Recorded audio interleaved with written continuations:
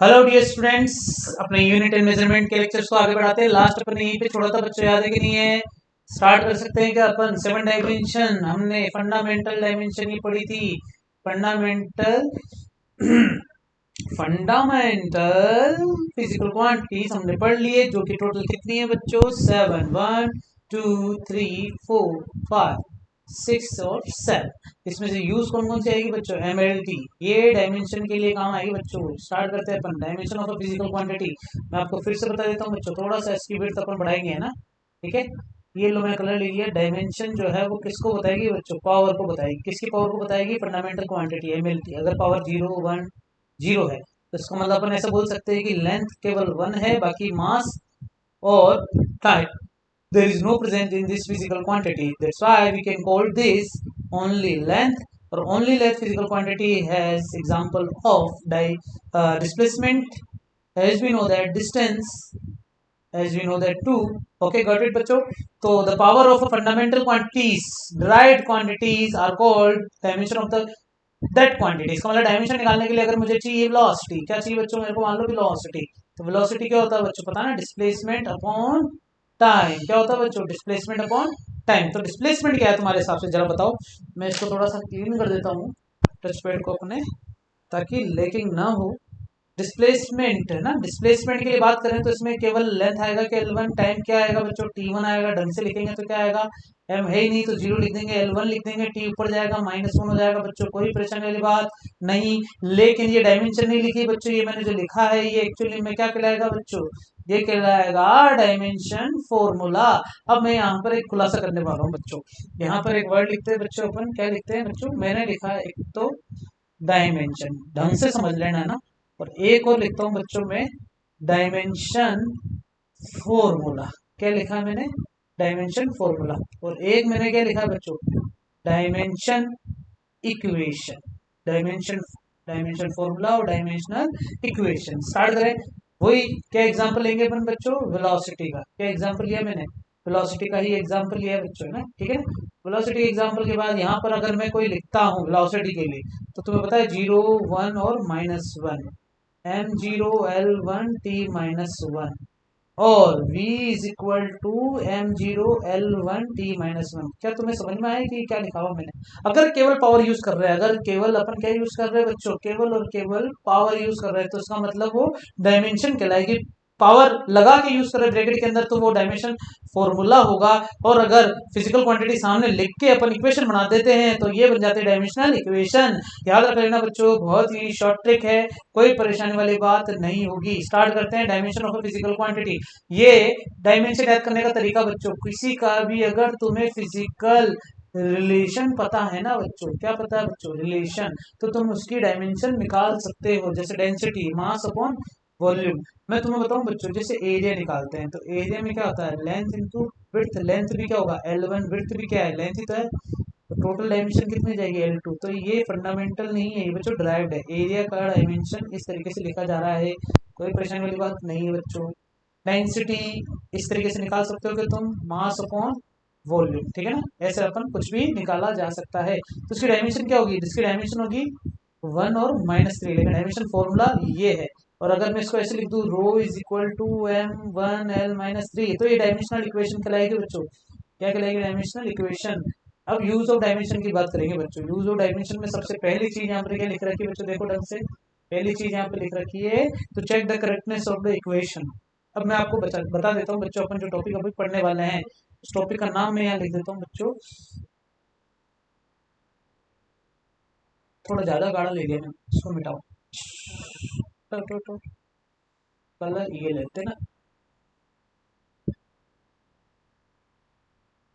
क्या लिखा है बच्चों मैंने? Dimensional homogeneity. क्या होता है डायमेंशनल होमोजीनिटी? डायमेंशनल होमोजेनिटी का मतलब होता है लेफ्ट हैंड साइड पर जो डायमेंशन होती है ना किसी भी फिजिकल फॉर्मूले में या रिलेशनशिप में, वो राइट हैंड डायमेंशन पर डिपेंड करती है। इसका मतलब दोनों सेम होती है। जैसे मान लो मैंने लिखा P बराबर रो जी एच, का ये फॉर्मूला सही है क्या? ये चेक करने के लिए मैंने क्या करा? P मतलब यहाँ पर किसको बता रहा है बच्चों? प्रेशर को बता रहा है। प्रेशर मतलब फोर्स अपॉन एरिया। फोर्स मतलब m1 l1 t-2 और नीचे L2 ऊपर जाएगा तो क्या बन जाएगा बच्चों, M1 L-2 T-2। इसको इस तरीके से लिखेंगे बच्चों कि प्रेशर की हो गए बच्चों। इसी प्रकार डेंसिटी अभी भी निकाली थी M1 L-3। ग्रेविटेशनल एक्सेलरेशन है बच्चों L1 T-2। अपन को पता होनी चाहिए हाइट की क्या होगी बच्चों L1। इन सबको इकट्ठा करके लिखो मल्टीप्लाई करके, तो M तो 1 हो गया बच्चों, देख लेना एक बार M कितना हो चुका है बच्चों, 1 हो चुका है। M हो चुका है 1, मिटा दूँ इसको मैं एक बार, ये मैंने मिटा दिया इसको, ठीक है ना। तो मेरे पास M तो हो चुका है 1। L कितना है बच्चों, -3 है, 1 + 1 2 हो गया, तो L-1 बचा। फिर टाइम कितना है बच्चों, T-2। तो बताओ टोटल डायमेंशन क्या इसके बराबर आ रही है कि नहीं आ रही है, इसका मतलब हाँ ये फॉर्मूला क्या है बच्चों, करेक्ट है। तो डायमेंशनल होमोजेनिटी का मतलब यही है। इसी प्रकार अपन दूसरे टॉपिक पे चलते हैं बच्चों, जो कि यूज ऑफ डायमेंशन को बताएगा। क्या लिखा है बच्चों यहाँ पर लिखा हुआ है कन्वर्ट यूनिट्स, एक यूनिट सिस्टम से दूसरे यूनिट सिस्टम में कन्वर्ट करना। यहाँ का मतलब यही है बच्चों, मतलब अगर मैं CGS में से इंटरचेंज कर रहा हूँ किसमें बच्चों, MKS में, या MKS को किसमें कर रहा हूँ, CGS में चेंज कर रहा हूँ, तो ये हम यहाँ पर इसमें चर्चा करने वाले हैं। स्टार्ट करते हैं, नया पेज उठाता हूँ। मान लेते हैं कि हमारे पास एक क्वेश्चन है कि 1 न्यूटन, जो कि कौन सा सिस्टम है बच्चों, MKS सिस्टम है, किसके बराबर होता है 10⁵ डाइन के बराबर होता है बच्चों। ऐसे नहीं लगाएंगे पीछे, मैंने तुम्हें पहले बता दिया। ये कौन सी यूनिट होती है बच्चों, CGS। याद रखना न्यूटन, ये न्यूटन जो है साइंटिस्ट का नाम, इसलिए कैपिटल लेटर्स में यूज कर रखा है, ठीक है ना बच्चों, कोई परेशानी वाली बात नहीं होगी। एक चीज और बच्चों, यहाँ पर छोटी सी गलती अपने कर दी है, वो क्या कर दी है बच्चों, छोटी सी गलती अपने ये कर दी है, ये हटाओ इसको यहाँ से। यहाँ मैं लिखता हूँ इसको स्मॉल डी, कैपिटल डी से कभी स्टार्ट नहीं होगा, याद रखना बच्चों, है ना, ठीक है। अब मैं यहाँ पर एक फॉर्मूला बताने जा रहा हूँ बच्चों, सुनना। अगर मैं तुम्हें बोलूँ 1000 ग्राम आटा लेके आओ, या फिर मैं बोलूँ 1 किलोग्राम आटा लेके आओ, बताओ दोनों स्थिति में क्वांटिटी क्या होगी बच्चों। क्या लिखा है मैंने, क्वांटिटी। दोनों कंडीशन में क्वांटिटी क्या होने वाली, सेम होनी चाहिए। इसका मतलब ये तो बता रहा है न्यूमेरिकल वैल्यू को, और ये बता रहा है यूनिट को। ये भी बता रहा है न्यूमेरिकल वैल्यू को, ये भी बता रहा है यूनिट को। अगर ये MK सिस्टम में, सॉरी सॉरी सॉरी बच्चे की लोग जान, हाँ, ये कौन से सिस्टम को बता रहा है बच्चों, CGS सिस्टम को बता रहा है। और ये कौन से सिस्टम को बता रहा है बच्चों, MKS सिस्टम को बता रहा है, ठीक है ना। मैं यहाँ पर इसको अंडरलाइन कर देता हूँ, ये तो MKS सिस्टम हो गया और ये CGS सिस्टम हो गया। तो सुनना बच्चों, इस MKS और CGS की आड़ में ये N और ये U, तो मैं क्या लिख देता हूँ बच्चों, मैं इसको लिख देता हूँ, तू है N1 तू है U। फिर से गलती होगी बच्चों, ये मिल गया, इसको मैंने क्या लिख दिया, तू भी U1 है। और इस वाली स्थिति में मैं इसको क्या लिख देता हूँ बच्चों, ये N, ये वाला N और ये वाला U को मैं इसको लिख देता हूँ बच्चों, हम लिख देते हैं इसको N2, और इसको क्या लिख देते हैं बच्चों, U को। तो इसका मतलब हमारे पास एक नया फॉर्मूला बन चुका है, N1 U1 बराबर N2 U2। देखेंगे बच्चों आगे इसका यूज कैसे करेंगे। यूज ऐसे करेंगे कि तुम्हें मान लो कि N1 U1 पता है, N2 ही तो निकालना है। जैसे मान लो हमसे पूछा जाए कि भैया 1 किलोग्राम में कितने ग्राम्स होते हैं, ये क्वेश्चन है। इसका मतलब तुम्हें N1 U1 गिवन है, तुम्हें N2 और U2 ही तो निकालना है। इसका मतलब अगर तुम्हें बोले कि 1 न्यूटन में कितने डाइन्स होते हैं या कितने डाइन होते हैं, ये पता करना है, तो हमें 10⁵ पहले से दे रखा है। इसका मतलब ये U2 मान लो, यही मुझे निकालना है। फॉर्मूला याद रख लेना बच्चों, फॉर्मूला क्या है, N2 U2 बराबर N1 U1। फॉर्मूला उल्टा लिख दिया ना बच्चों, मुझे N2 ही निकालना है ना, U2 तो अपन को पता है, डायमेंशन पता है। तो इसका मतलब क्या करेंगे, N1 में सीधा सीधा डिवाइड कर दूंगा, U1 में किसका, मैं U2 का डिवाइड कर दूंगा। U1 में किसका डिवाइड कर दूंगा बच्चों, मैं U2 का। क्या आपको अच्छे से दिख पा रहा है, मैं एक बार वॉइस चेक कर लूँ बच्चों की अपनी वॉइस अच्छे से रिकॉर्ड हो पा रही है, नहीं पा रही, बिल्कुल सही, आवाज बिल्कुल परफेक्ट आ रही है। वापस चलते हैं अपने टॉपिक पर, N1 U1 और U2। चलो स्टार्ट करते हैं, काफी सारी प्रॉब्लम आ जाती है बच्चों ना। सबसे पहले मैंने क्या लिखा है, 1 न्यूटन में कितने डाइन होते हैं, ये चेक करना पड़ेगा। तो इसका मतलब तुम्हें N1 की वैल्यू कितनी दे रखी है बच्चों, 1 न्यूटन। इसी प्रकार ये U1 और U2 क्या है, तो मैं इसका डिस्क्रिप्शन पढ़ाने के लिए बच्चों एक छोटा सा चीज बताऊं तुम्हें, इसको समझाने के लिए बड़ी इंटरेस्टिंग सी चीज बताता हूँ मैं बच्चों ना। ये देखो, इसको समझाने के लिए मैंने यहाँ पर तुम्हारे लिए कुछ डाटा इकट्ठा कर रखा है, इसके बारे में गौर करना बच्चों। यहाँ पर तुम्हें ये दिख रखा होगा कि application of dimensional analysis, dimensional analysis की एप्लीकेशन को ध्यान में रख रहे हैं। तो इसका फॉर्मूला क्या है बच्चों, वही N1 U1 बराबर N2 U2। N2 का फॉर्मूला ये आ गया N1 U1 अपॉन U2, जिसमें N1 बराबर U1 जो है यूनिट है और U2 भी क्या है, यूनिट है। बस इस पर लिख रखा है कि U1 जो है यूनिट किसके लिए बच्चों, M1 मतलब unit mass in first system, M2 मतलब सेकंड सिस्टम, L मतलब length, length time, time. One मतलब फर्स्ट सिस्टम है, सेकंड मतलब सेकंड सिस्टम है, याद रखेंगे। वापस आओ इस पर। तो मैंने मान लिया कि U1 के लिए 3 फिजिकल क्वांटिटीज है, 3 फंडामेंटल क्वांटिटीज यूज होगी। कौन कौन सी यूज होगी बच्चों? एक यूज होगी हमारे लिए, यार कलर बढ़िया बढ़िया आ जाने चाहिए ना यार, ये ले लेता हूँ। एक आना चाहिए बच्चों M1, एक आना चाहिए L1 और एक आना चाहिए बच्चों T1। तो M1 की बात करेंगे ना तो ये M के सिस्टम में केजी में यूज हो रहा है, ये मीटर में यूज हो रहा है और ये सेकंड में यूज हो रहा है। अब मैं किसकी बात करूंगा बच्चों? मैं बात करूंगा बच्चों डायरेक्टली हमारे, इसको डालो बच्चों, इसको तो चाहिए ही नहीं, ये मैं यूज कर लेता हूँ इसको। मेरे को करना है U2, तो U2 के लिए भी कुछ ना कुछ होगा। U2 की बात करें तो क्या हो जाएगा बच्चों हमारे लिए? U2 की बात करें तो मान लेते हैं कि इसका होगा M2, इसका होगा इरेजर। तो मिट का ही नहीं रहा है, मैं इसको लार्ज वाला ले लूँ, ठीक है ना, पूरा टर्म, ठीक है, स्टार्ट है ना। इसका होगा L2 और इसका होगा T2। तो M2 इसके बात करें तो ग्राम्स में, ये किसमें बच्चों है, सेंटीमीटर में, और ये किसमें बच्चों? सेकंड्स में, है ना। सारी वैल्यू उठा के रख रहा हूँ। ढंग से देखना बच्चों, N1 है तो मुझे इसकी वैल्यू पता है, तो मैं इसको हटा दूं। मुझे N1 की वैल्यू पता है ना, तो मैंने यहाँ पर लिख दिया है 1। U1 की वैल्यू कितनी है बच्चों? M1। इसकी वैल्यू कितनी है बच्चों? M2। पावर लगेगी बच्चों, डायमेंशन है क्योंकि A पावर लगेगी ना। L1 अपॉन L2 के नीचे किसकी पावर लगेगी बच्चों? B। और T1 अपॉन T2 के नीचे किसकी पावर लगेगी बच्चों? C। A किसको बता रहा है बच्चों? B किसको बता रहा है? C किसको बता रहा है बच्चों? ये अपन को बता रहा है बच्चों, किसको? डायमेंशन को बता रहे हैं। ये किसको बता रहे हैं हमें बच्चों? डायमेंशन को। डायमेंशन मतलब A, B, C। अब किसकी बात हो रही है बताओ बच्चों? फोर्स की बात हो रही है, तो फोर्स की डायमेंशन, है ये तो मैं गलत दिख रहा हूँ। फोर्स की डायमेंशन लिखने के लिए क्या करेंगे बच्चों? यहाँ पर आएगा फोर्स की डायमेंशन में, इधर आएगा 1, इधर आएगा 1, इधर आएगा -2। तो मेरे को A, B, C दोनों की वैल्यू मिल चुकी है। फोर्स की डायमेंशन तो बताना बच्चों, F बराबर M1 L1 T-2। याद आ रहा है नहीं आ रहा? ठीक है बच्चों, आगे चलते हैं। दोनों वैल्यू उठा के रखते हैं बच्चों। तो U2 बराबर 1 इंटू M1 की वैल्यू है kg और इसकी वैल्यू है ग्राम। समझ में आया कि नहीं आया? इसकी वैल्यू क्या है बच्चों? ग्राम। और यहाँ पर क्या आ जाएगा? पावर 1। फिर आ गया L1 की वैल्यू कितनी? मीटर। इसकी वैल्यू कितनी है बच्चों? सेंटीमीटर। फिर पावर क्या आ जाएगी? 1। फिर क्या आ गया बच्चों? ये भी सेकंड और ये भी क्या आ गया बच्चों? सेकंड। पावर क्या आ गई बच्चों? -2। कितनी पावर आ गई बच्चों? -2। सेकंड से सेकंड तो कट गया बच्चों, दिख रहा है तुम्हें, लेकिन सेंटीमीटर से मीटर नहीं कर सकता। इसलिए इसको समझाने के लिए यहाँ पर बच्चों मैं तुम्हारे लिए खास चीज लेके आया हूँ, वो है कन्वर्जन फैक्टर। जरा ध्यान देंगे बच्चों, हालांकि हमें इतनी सी चीज तो पता होनी चाहिए, फिर भी ध्यान रखेंगे ना कन्वर्जन फैक्टर। जरा तुम्हें बच्चों यहाँ पर ये कन्वर्जन फैक्टर मैंने यहाँ पर लाके रख दिए हैं तुम्हारे लिए। कन्वर्जन फैक्टर, इसके बारे में सोचेंगे तो 1 मीटर में कितने सेंटीमीटर होते हैं बच्चों हमारे लिए? 100 सेंटीमीटर होते हैं। कितने सेंटीमीटर होते हैं? 100 सेंटीमीटर। यहाँ पर देखो बच्चों 1 kg में कितने दिए? मैं 1000 ग्राम्स दे रखे हैं ना, तो अपन यूज कर लेंगे इसको। आओ इधर की 1 kg में तो 1000 ग्राम होते हैं, और 1 मीटर में कितने सेंटीमीटर होते हैं बच्चों? 100 सेंटीमीटर। वैल्यू रखे सारी। 1 इधर आएगा 1000 अपॉन ग्राम, और इधर भी ग्राम। पावर कितनी होगी? 1। इधर आएगा 100 सेंटीमीटर, और इधर कितना आएगा बच्चों? सेंटीमीटर। पावर होगी 1। ये तो कट चुका है। ग्राम से ग्राम अब कटेगा, सेंटीमीटर से सेंटीमीटर भी अब कटेगा। क्या बचेगा? 1000 इंटू 100 टोटल मिलके 10 टू दी पावर कितना बचा? 5। प्रूफ क्या करना था बच्चों? देखो हमें ये प्रूफ करना था कि प्रूफ दैट की भैया 1 न्यूटन में, क्या प्रूफ करना था बच्चों? अपन प्रूफ करना था कि 1 न्यूटन में कितने होते हैं बच्चों? 10 की पावर 5 डायन होते हैं। तो अपन ने ये प्रूफ कर लिया बच्चों, देख लो एक बार ढंग से। 10 की पावर 5 डायन होते हैं, और यहाँ पर अपन ने इस चीज का प्रूफ भी कर लिया, जो कि ये है इसका आंसर। अच्छे से देख लेना बच्चों, कोई परेशानी वाली बात नहीं होनी चाहिए ना। वीडियो एक बार ढंग से देख लेना। हमने सॉल्यूशन निकाल लिया है, और ये वाला फॉर्मूला याद रखना बच्चों, ये फॉर्मूला मैंने ढंग से बता दिया तुम्हें ना, अच्छे से देख लेना इसको। अगले पे चले बच्चों अपन। अगले पे क्या दिया हुआ है कि to drive a physical formula, किसी फिजिकल फॉर्मूला को ड्राइव करना। अच्छा थोड़ा सा आगे चलते हैं बच्चों अपन।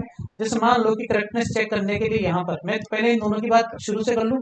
ये वाला फॉर्मूला, अभी मैंने फॉर्मूला क्या लिया था? P बराबर रो जी एच। अच्छा मान लो ये फॉर्मूला नहीं लेता, मैं फॉर्मूला कौन सा ले रहा हूँ?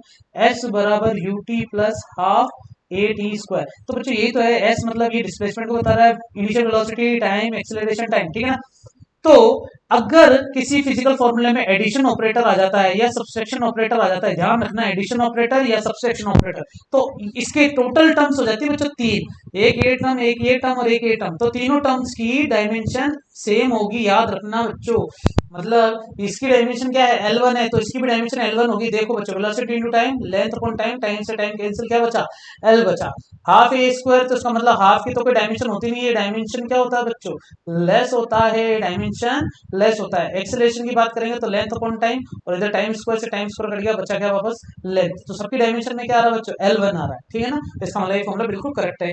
कन्वर्ट यूनिट के अंदर अपन ने ये बात कर ली कि कितने डायन होते हैं, ये अपन ने प्रूफ कर लिया। यहाँ पर आगे चलते हैं बच्चों।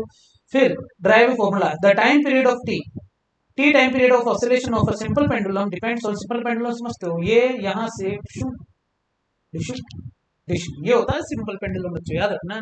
तो इसका मतलब लेंथ दे रखी, लेंथ किसकी बच्चों, ये जो डोरी बांध रखी ना, ये इसकी लेंथ है, और ये साला नीचे आ रहा है ना mg की वजह से। इसका मतलब इसलिए ग्रेविटेशनल एक्सेलरेशन अपन को दिया हुआ है। तो बस फॉर्मूला ड्राइव करने के लिए मैं सीधा सीधा कहाँ जाता हूँ बच्चों, अपने नोटपैड पे जाते हैं, क्लिक करते हैं, T depends on, depends on, क्या लिखा बच्चों मैंने, लेंथ ऑफ द डोरी, फिर ग्रेविटेशनल एक्सेलरेशन। तो अपन इसको लिखेंगे T directly proportional to length to the power a, मुझे नहीं पता ना कितना है, और T directly proportional to g to the power B.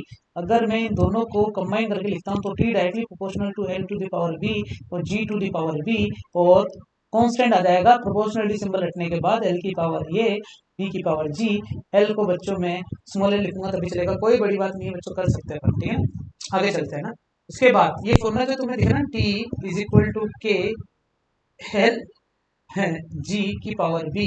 इसमें टी क्या है बच्चों, टाइम को बता रहा है, टाइम की डायमेंशन बताओ, T1। ओहो, इसी प्रकार एल, एल क्या है, लेंथ है, L1। वाह वाह वाह वाह। इसके बाद क्या है, ग्रेविटेशनल एक्सेलरेशन बच्चों, है तो एक्सेलरेशन ही, क्या हो जाएगा बच्चों, L1 T - 2, सारी वैल्यू रखो बच्चों। तुम्हें पता है डायमेंशनल होमोजेनिटी से LHS और RHS की डायमेंशन क्या होनी चाहिए, सेम होनी चाहिए, तभी तो फॉर्मूला करेक्ट आ जाएगा। तो यहाँ पर इसकी डायमेंशन कितनी है बच्चों, इसकी डायमेंशन है T1। अच्छा T1 है तो मैं इसको T1 नहीं लिखूंगा बच्चों, है ना, मुझे इसको कैसे लिखना पड़ेगा, याद रखना, मैं इसको ऐसे लिखूंगा, M0L0T1। इधर आओ, के की कोई डायमेंशन नहीं है बच्चों, डायमेंशन लेस होगा, 0 0 0, है ना।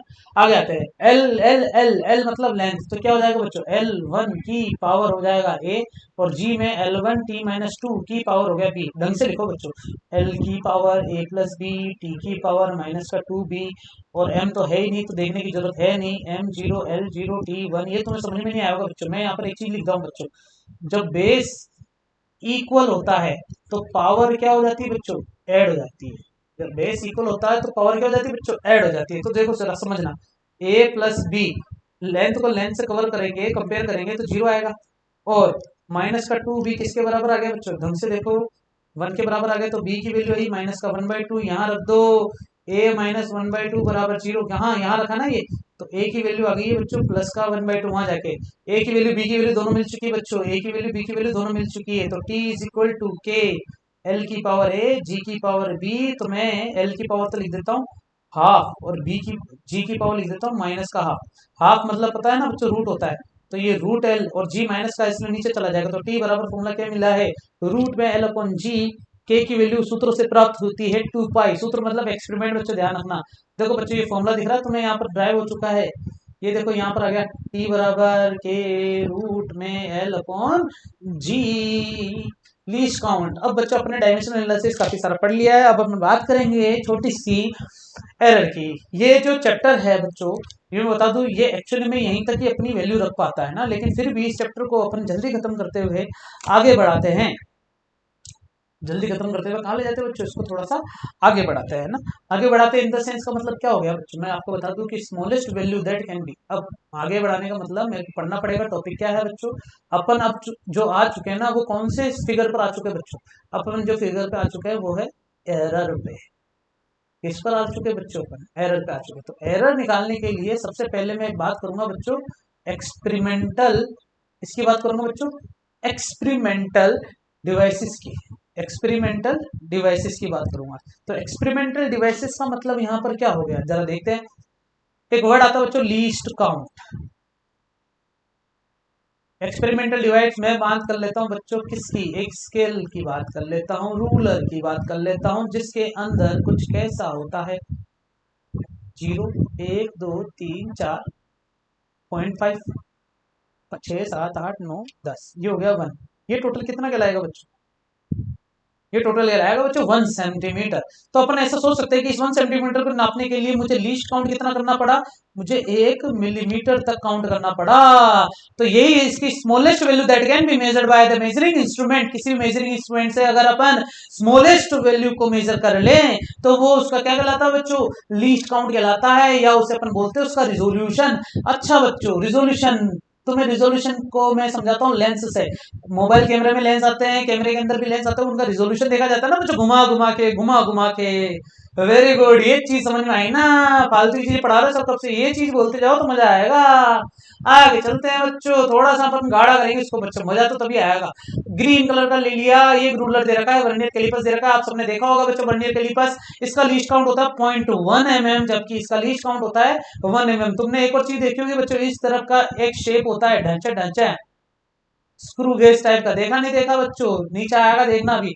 ये देखो स्क्रू गेज, स्क्रू गेज का लीस्ट काउंट होता है 0.01, जबकि वर्नियर कैलिपर्स का कितना था बच्चों? 0.1 था, इसका 0.01 है। और स्पेरोमीटर, स्पेरोमीटर 3 टांग की छतरी, याद आ रहा बच्चों?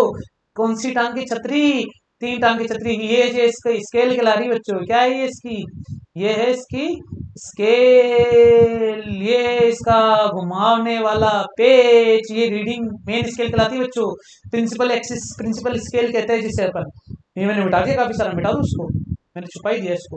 ओहो, चलो ठीक है, ये लो बच्चों, ये लो, ये लो, ये लो, ये लो, बस अब ठीक है। आगे चलते हैं बच्चों ना। लीस्ट काउंट समझ में आ गया कि छोटी से छोटी क्या अपन रिजोल्यूशन तक जा सकते हैं, वो उसका लीस्ट काउंट कहलाता है। अब देखो बच्चों, लीस्ट काउंट किसका निकाल रहे हैं? तुम जो मिल गए हो तो ये लगता है ये दुकानदार के पास रहता है और ये गरीबों के पास रहता है। बच्चों तुम बताओ, मेले पे जाते हो तो तुम अपने आप को वेट करने के लिए 1 रुपए का सिक्का देते हो, 2 रुपए का सिक्का देते हो, और फिर इसके ऊपर खड़े हो जाते हो भारी भरकम शरीर लेकर अपना।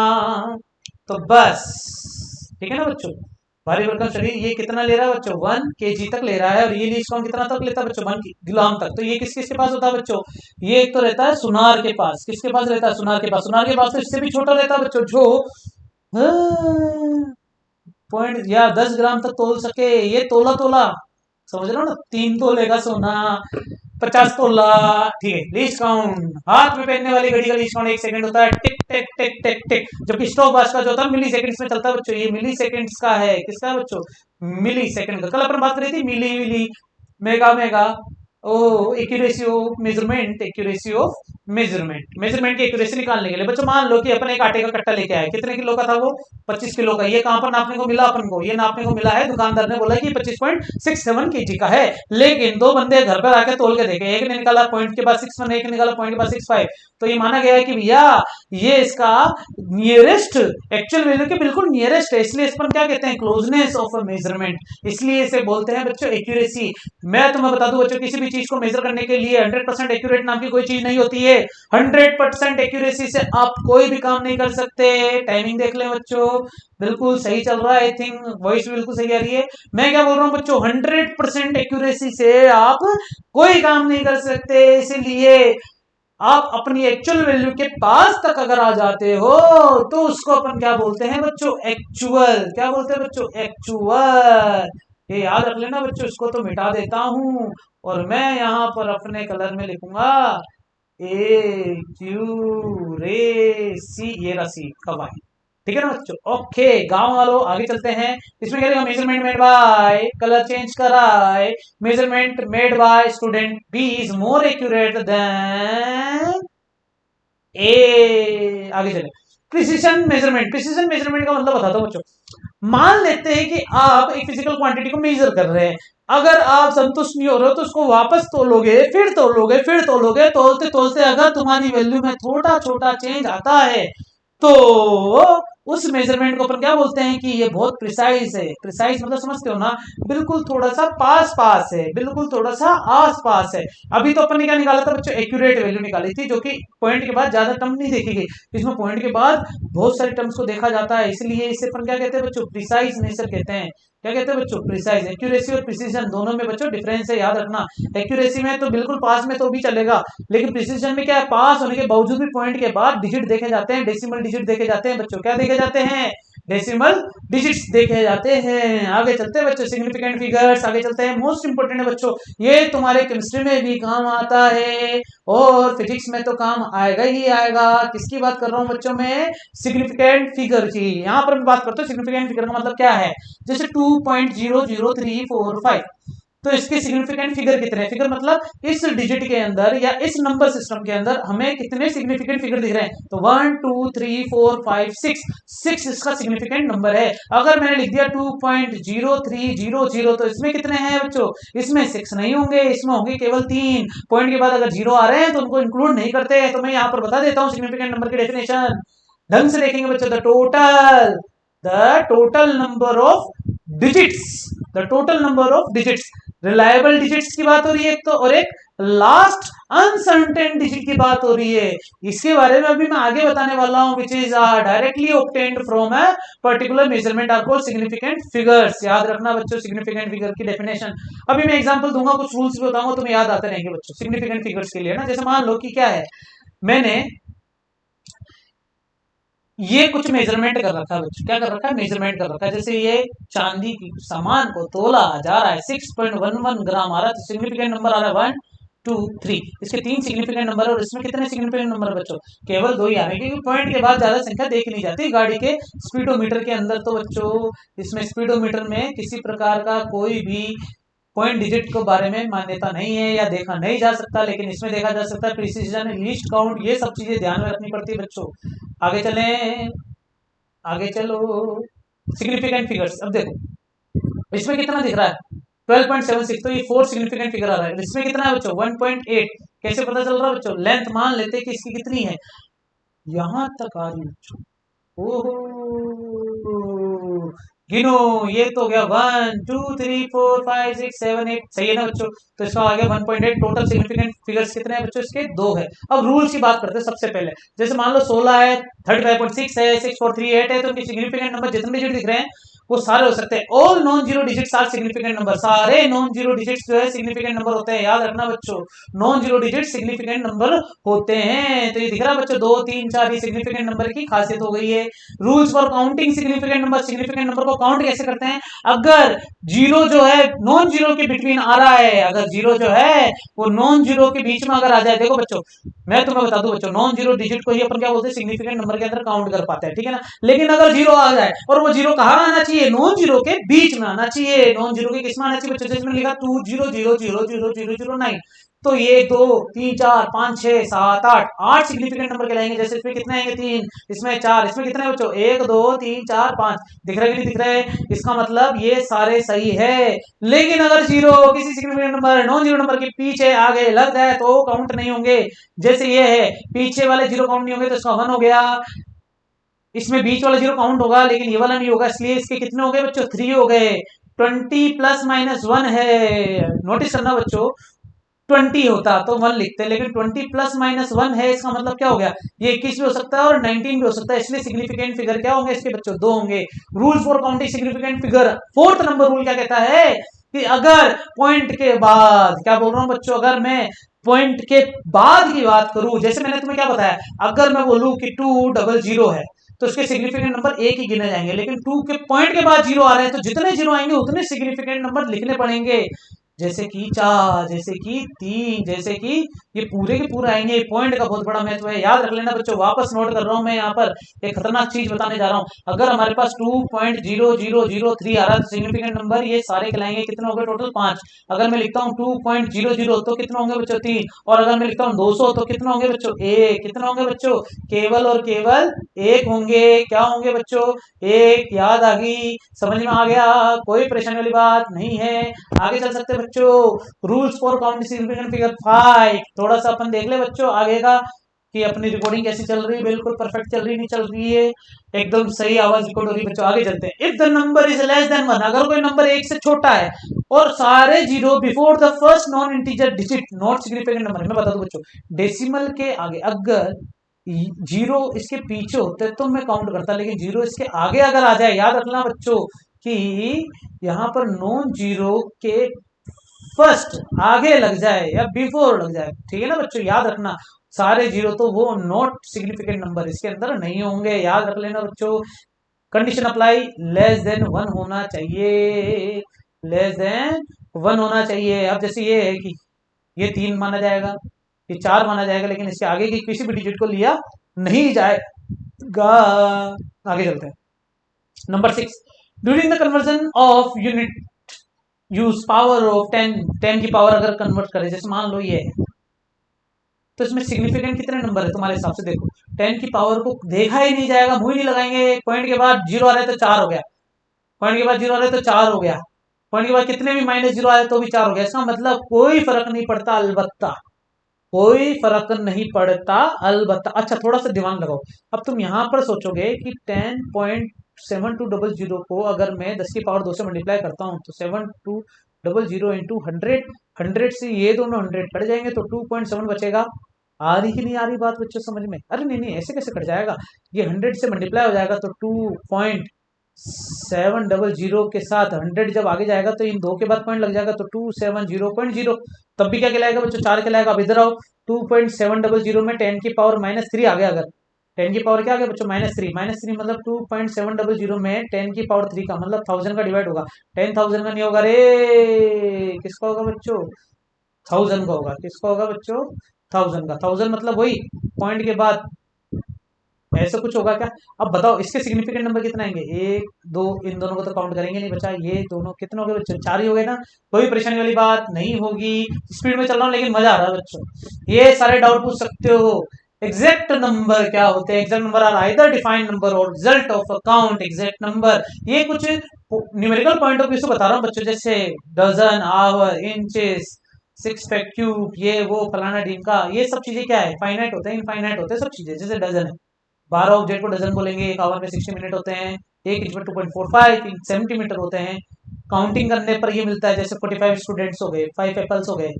6 फेसेस ऑफ क्यूब, क्यूब की बात करें ना, ये क्यूब दिख रहा है बच्चों, जिसमें ये 2 3 तो फेस तुम्हें दिख रहे हैं, बाकी 6 फेसेस तुम्हें दिख सकते हैं। जैसे मान लो कि ये है, कितने फेस दिख रहे हैं बच्चों सामने से? तुम्हें अगर ऐसा रखूंगा तो कितने फेस दिख रहे हैं? 1 2 3। अगर मैं इसको घुमा दूं तो 3 4 5 6, सही है ना बच्चों? सारे फेस दिख गए नहीं दिख गए? ये सब क्या कहलाएगा बच्चों? क्यूब की करामाते हैं। क्यूब टूटा हुआ बच्चों, हाँ मुझे पता, तुमने नोटिस कर लिया। अब rule for rounding off number. अच्छा राउंडिंग ऑफ के बारे में जानकारी देना बहुत जरूरी है बच्चों। जैसे मान लो कि 64.62 है तो उसको मैं 6 ही लिख दूंगा। 651 है तो मैं इसको 65 लिख दूंगा।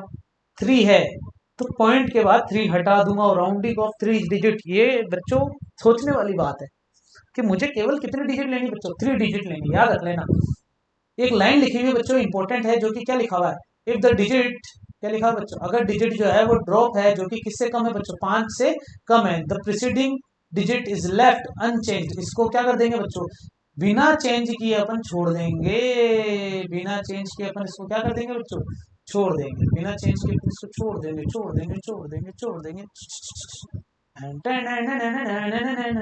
बस बस बेटा बस। कहने का मतलब ये कि अगर 2.567 है तो 2.56 की जगह 6 नहीं लिखेंगे, अब 7 लिखना पड़ जाएगा, क्योंकि ये 7 जो है ना ये 5 से ज्यादा हो गया बच्चों। अभी पता चलेगा। If the digit is drop more than 5, देखो देखो 479 है तो 9 आ गया ना, तो 7 को लिखना पड़ेगा 8। अगर 6 है तो लिखना पड़ेगा 5, अगर 7 है तो 3 को लिखना पड़ेगा 4। डिजिट समझ में आ गया कि नहीं आया? राउंडिंग ऑफ में आगे देखेंगे तो digit is to be dropped तो 5 फॉलो बाय 5, मतलब 5 के बाद सुन लेना, अगर 5 आ जाए, 3 डिजिट की बात कर रहा हूं, 5 आ जाए, 5 आ जाए, तीसरी के बाद 3 के बाद क्या आ जाए बच्चों? 5 आ जाए, मैं 3 डिजिट की ही बात कर रहा हूं, तो उसके आगे वाली को देखा जाएगा। अगर 5 आ जाता है और अगर मैं उसके आगे वाली को देखूं, सुन लेना, if 5 is digit other than 0 then the preceding digit is raised by 1, preceding digit raised by 1। याद रख लेना बच्चों, preceding digit क्या हो जाएगी? 1 से बढ़ जाएगी, क्योंकि देखो बच्चों 5 के आगे 2 है, 5 के आगे 1 है, कुछ भी फर्क नहीं पड़ता है। 5 आते ही ये 0 हो जाएगा, बढ़ जाएगा, 5 आती है 66 हो जाएगा, 5 आती है 4 हो जाएगा। समझ में आया? इफ द डिजिट, याद रख लेना बच्चों, अगर 5 से बड़ा है तो बढ़ाना है, 5 से छोटा है तो नहीं बढ़ाना है, लेकिन अगर 5 आ जाए तो digit and other than 0, then preceding digit is added by 1. Rule for rounding of measurement. आगे देखते हैं. If the digit is followed by 5 followed by 0, ओहो, अगर 5 डिजिट है और 0 के बाद चल रहा है मामला और नथिंग. सुन लेना बच्चों, यहाँ पर एक खतरनाक चीज लिख रखी है कि इस डिजिट में कैलकुलेशन चीज क्या है बच्चों, ये दिख रहा है तुम्हें? अरे ये क्या कर दिया मैंने, इसको बस ये चाहिए मेरे को. तो हाँ, कलर चाहिए मेरे को. ये देखो बच्चों, 53350. अब 350 मैंने बता दिया 5 आ गया, तब भी अपन इस बढ़ा देंगे. इसमें भी क्या कर देंगे बच्चों, बढ़ा देंगे. इसमें भी क्या कर देंगे बच्चों.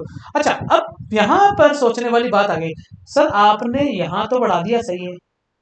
सर आपने यहाँ पे भी बढ़ा दिया, सही है, लेकिन आपने यहाँ नहीं बढ़ाया. तो बच्चों ये पॉइंट के बाद आ गया. सोचना बात, ये पॉइंट के बाद आ गया. यहाँ पर लिख रखा है बच्चों, क्या लिख रखा है कि if the digit is to be dropped is 5 followed by 0 और नथिंग, जो कि किसी के नहीं. The last remaining digit is increased by 1 if it is odd, but the left as if it is even. अगर वो ऑड है तो वो क्या कर देंगे बच्चों, बढ़ा दिया जाएगा. और अगर इवन है तो उसको बढ़ाया नहीं जाएगा. अगर वो ऑड है तो उसको बढ़ा दिया जाएगा, और अगर वो इवन है तो उसका मतलब देखो बच्चों, 0 और नथिंग के लिए तो बच्चों बढ़ाएंगे, लेकिन ऑड और इवन के लिए खास बात याद रख लेना बच्चों. ऑड और इवन के लिए ये पढ़ के देखना बच्चों, समझ में आएगा, मजा आएगा. फिर अपन आगे चलेंगे इसको.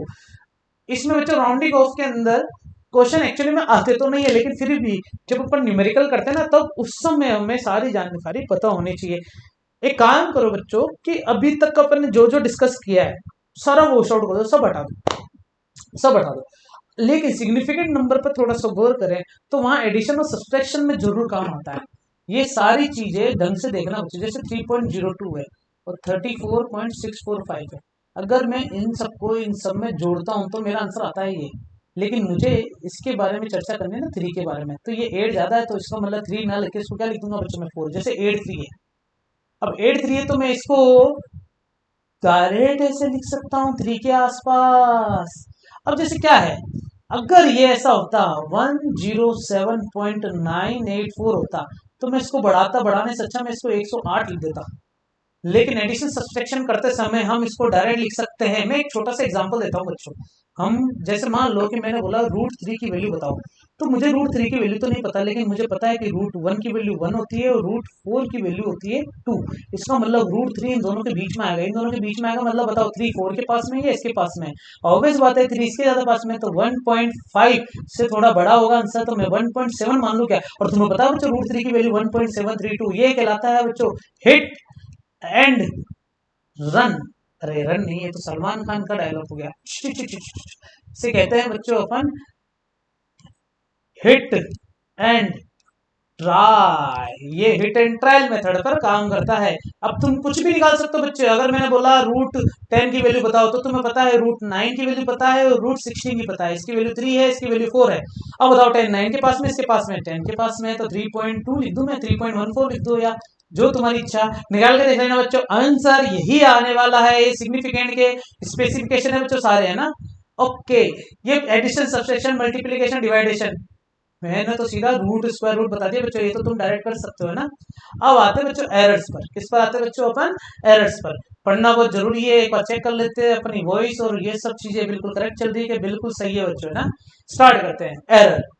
एरर तुम्हें पता चल ही होगा बच्चों. अगर तुम तुम्हारी एक्चुअल वैल्यू से, किससे बच्चों, अरे ये क्या हो गया बच्चों, अगर तुम तुम्हारी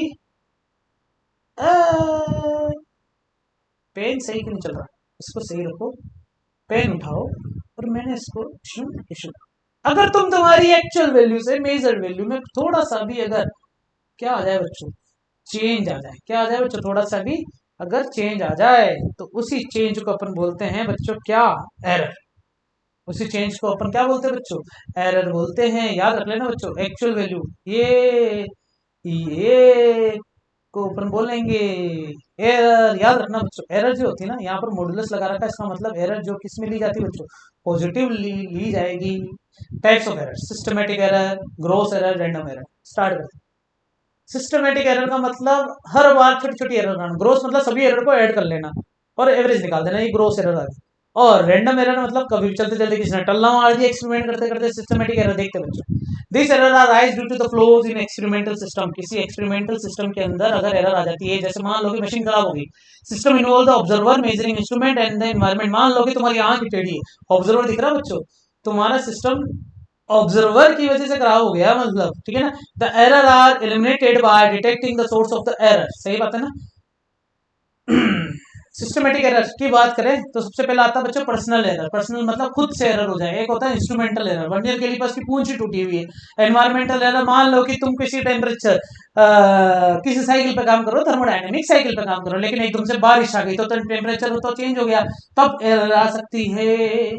पर्सनल एरर का मतलब क्या हो गया, जैसे मान लो कि तुम यहां से आंख फाड़ दो जबकि स्केल सामने से सही दिखती है, तो ये सही है एक्यूरेटी, इसमें एक्यूरेसी नहीं आ सकती।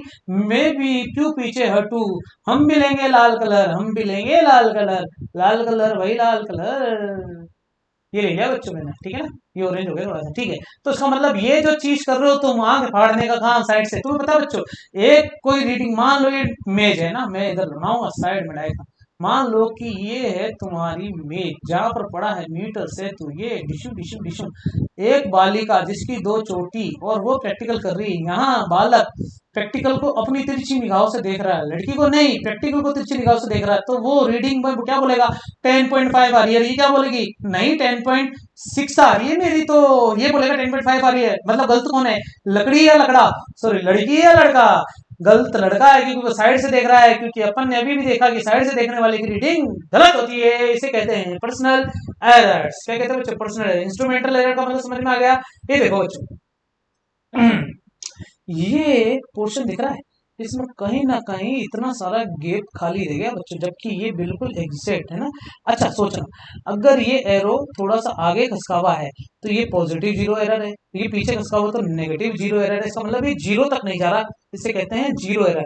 अगर ये बिल्कुल जीरो पर होता है, इसका मतलब कोई एरर नहीं है। ये अधिकतर तुम्हें कहाँ देखने को मिलेगा बच्चों, वोल्ट मीटर में और मीटर में, तुम्हारे गरीबों वाली स्कूलों के अंदर देखने को मिला होगा। Environmental error, this error are caused by external condition like pressure, temperature and magnetic field. कुछ भी हो सकता है बच्चों, कुछ भी। ये थ्योरी पढ़ के देख लेना, समझ में आ जाएगा, तुम्हारे लिए छोड़ रखी बच्चे, ठीक है ना। ये देखो बच्चों, एडवांस एक्सपेरिमेंटल सेटअप तुम्हें दिख रहा है खतरनाक तरीके से। ये भाई साहब ने यहाँ कैमरा लगा रखा है, ओहो फुल पैसा खर्च कर रहे हैं भाई साहब ने तो यहाँ पर। ओ यार, गाड़ी नहीं है भाई साहब जी के, पसंद नहीं है मेरे को। अच्छा इनको देखो, इनको देखो, ये देख रहे हैं, इनकी आंखें बंद कर दो बच्चों। कुछ नहीं है, तो मैंने तुम्हारे लिए सहूलियत के लिए एडवांस सेटअप लगा रखा था। ग्रोस एरर, ग्रोस एरर की बात करें, the error is caused by mistake in using instrument recording data. और रिकॉर्डिंग डाटा समझते हो, मान लो कि रीडिंग मैंने बोला 10.5 लिखना है, किसी ने 10.5 नहीं सुना, उसके कान खराब है, 10.8 सुन लिया उसने, तो उसने 10.8 लिख दिया। कैलकुलेटिंग रिजल्ट, ये सब क्या कहलाता है बच्चों, ग्रोस रिजल्ट कहलाता है, ग्रोस एरर कहलाती है ना। By mistake person make use of any ordinary electronic scale having the poor sensitivity to measure very low masses. इसका मतलब ये तो मास के लिए हो गया बच्चों, मैं बात करता हूँ वोल्ट मीटर के लिए। तुम्हें पता वोल्ट मीटर ज्यादा सेंसिटिव नहीं होता, इसलिए पोटेंशियोमीटर काम में लिया जाता है। ये याद आ रहा नहीं आ रहा। रैंडम एरर कभी भी हो सकती है, किसी को पता नहीं है। This error are due to the lockdown. ये वर्ड में खतरनाक दिख रहा है, ऐसा लग रहा है ये लॉकडाउन जैसा है। क्या है बच्चों, लॉकडाउन, लॉकडाउन नहीं लेकिन अननोन कॉजेस।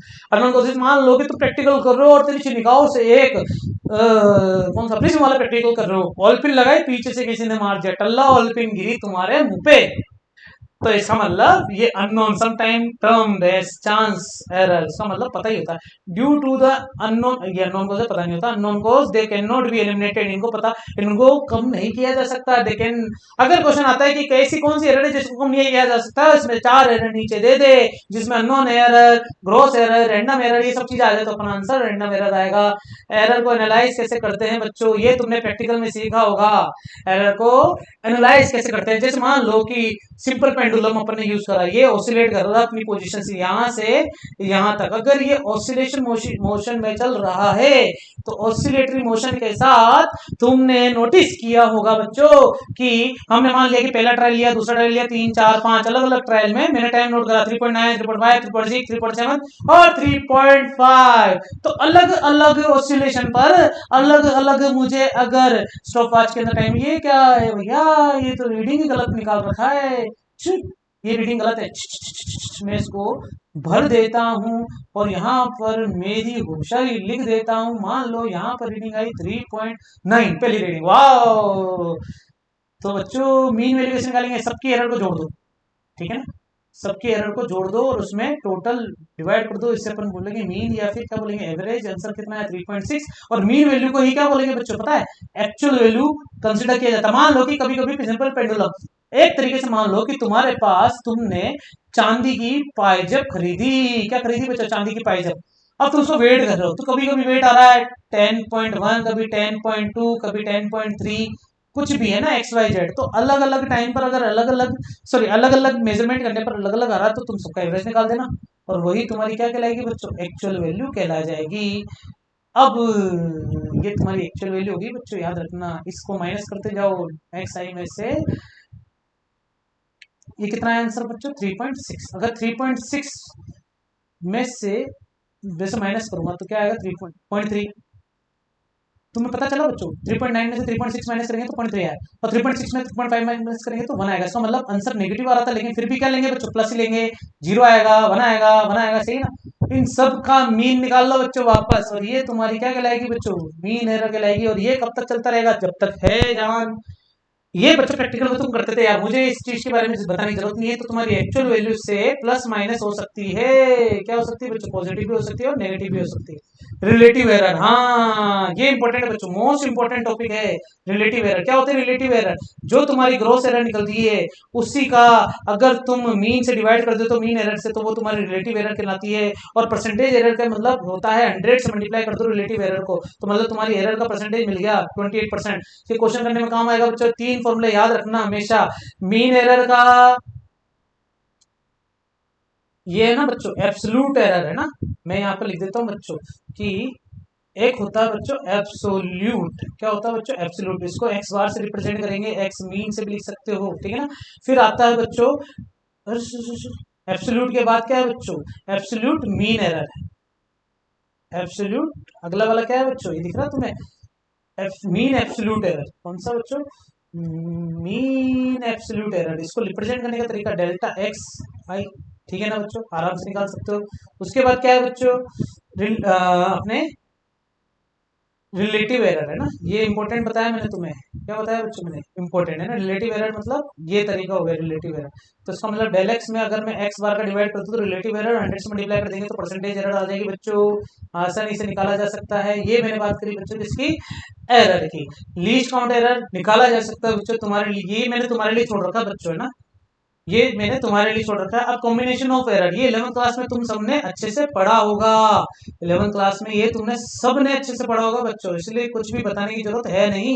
इसलिए तुम इसको अच्छे से कर लेना कि भैया जब डिवाइड करते हैं या एडिशन करते हैं, एडिशन करने का मतलब समझ गए बच्चों, जैसे मान लो कि ये एक्स है, इस एक्स को वहां मल्टीप्लाई करेंगे कि नहीं करेंगे, तो ये x इससे कट जाएगा, नहीं कट जाएगा, आराम से सारी चीजें हट गई, तो इसका आंसर डायरेक्ट आ गया। लेकिन डिवाइड के अंदर बात करेंगे, किसके अंदर बच्चों, अगर मैं डिवाइड के अंदर बात करूं तो देखो x की power del x upon x में x की पावर a आनी, ये किसके लिए बच्चों, ये तो है जब a प्लस बी या a माइनस बी आता है तब कर लेंगे, डायरेक्ट आंसर कर लेना ना। डायरेक्ट एरर क्या हो जाती है बच्चों, जुड़ जाती है, प्लस माइनस में डायरेक्ट एरर जुड़ती है, जबकि मल्टीप्लाई डिवाइड में एरर का रिलेटिव एरर्स जुड़ती है, ये याद रख लेना बच्चों।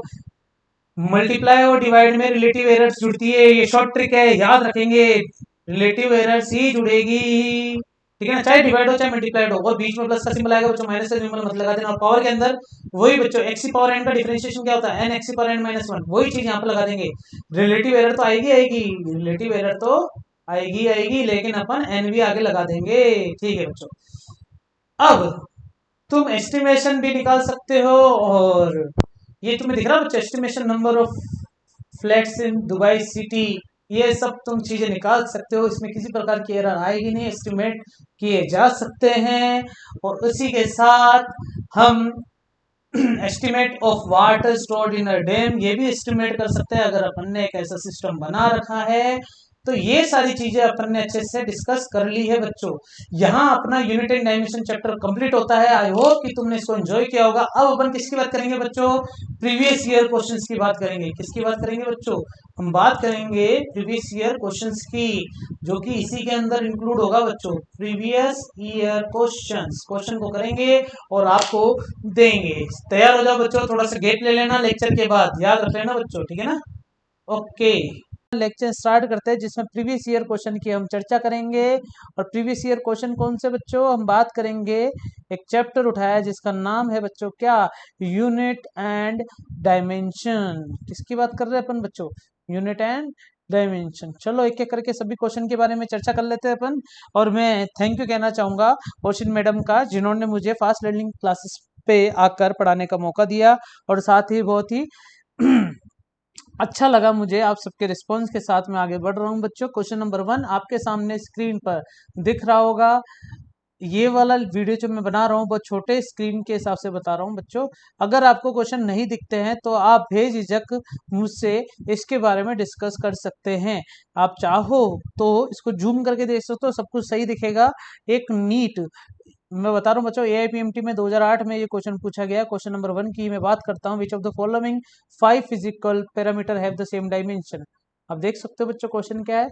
विच of the following 5 physical parameters are have same dimension, है ना? तो सेम डायमेंशन निकालने के लिए मैं तुम्हें बता दूं बच्चों, इसमें देखो, एक तो एक electric density, refractive index, dielectric constant, young modulus और मैग्नेटिक फील्ड। तो बच्चों मैग्नेटिक फील्ड तो सबसे बाहर होगा क्योंकि इसके अंदर एम्पियर भी आएगा, क्योंकि चार्ज की बात हो रही है ना, याद रखना। तो ये तो इन सबसे बाहर होगा क्योंकि यहाँ पर ऐसा कोई भी नहीं है जो इलेक्ट्रिसिटी से रिलेटेड हो। हाँ, डाइलेक्ट्रिक कांस्टेंट है, लेकिन ये तो बच्चों दूर दूर तक नहीं है किसी के लिए भी। लेकिन मैं यहाँ पर एक वर्ड आ रहा बच्चों, energy density.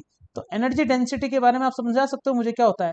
Energy density actually में फॉर्मूला किसके बराबर होता है? Energy upon volume. अब एनर्जी का formula newton into metre, volume क्या होता है? Metre cube. कट गया इससे ये, तो न्यूटन इंटू मीटर माइनस 2 कहला सकता है ये। अब तुम्हें पता है न्यूटन की डायमेंशन M1 L1 T-2, और यहाँ L-2 चल रहा है, तो ये से कट गया क्या बच्चों? क्या बचा? M1 L-1 और T-2। याद रखना बच्चों, क्या बन गया? M1 L-1 T-2। तो डायलेक्ट ये इलेक्ट्रिक डेंसिटी, एनर्जी डेंसिटी की डायमेंशन हमें क्या मिल चुकी है? M1 L-1 T-2। और ये इसकी भी होती है बच्चों यंग्स मॉडुलस। तुम्हें पता है यंग्स मॉडुलस क्या होता है? Stress upon area. Stress upon area बच्चों निकाल के देख लेना, सेम डायमेंशन मिल रही है दोनों की। स्ट्रेस अपॉन एरिया, इन दोनों की सेम डायमेंशन मिल रही है। अपन चाहे तो इनका निकाल सकते हैं बच्चों। यहाँ पर मैंने उठा लिया है, क्या लिखा है बच्चों यहाँ पर? पहले लिख लेता हूँ मैं, थोड़ा सा बड़ा लूँ।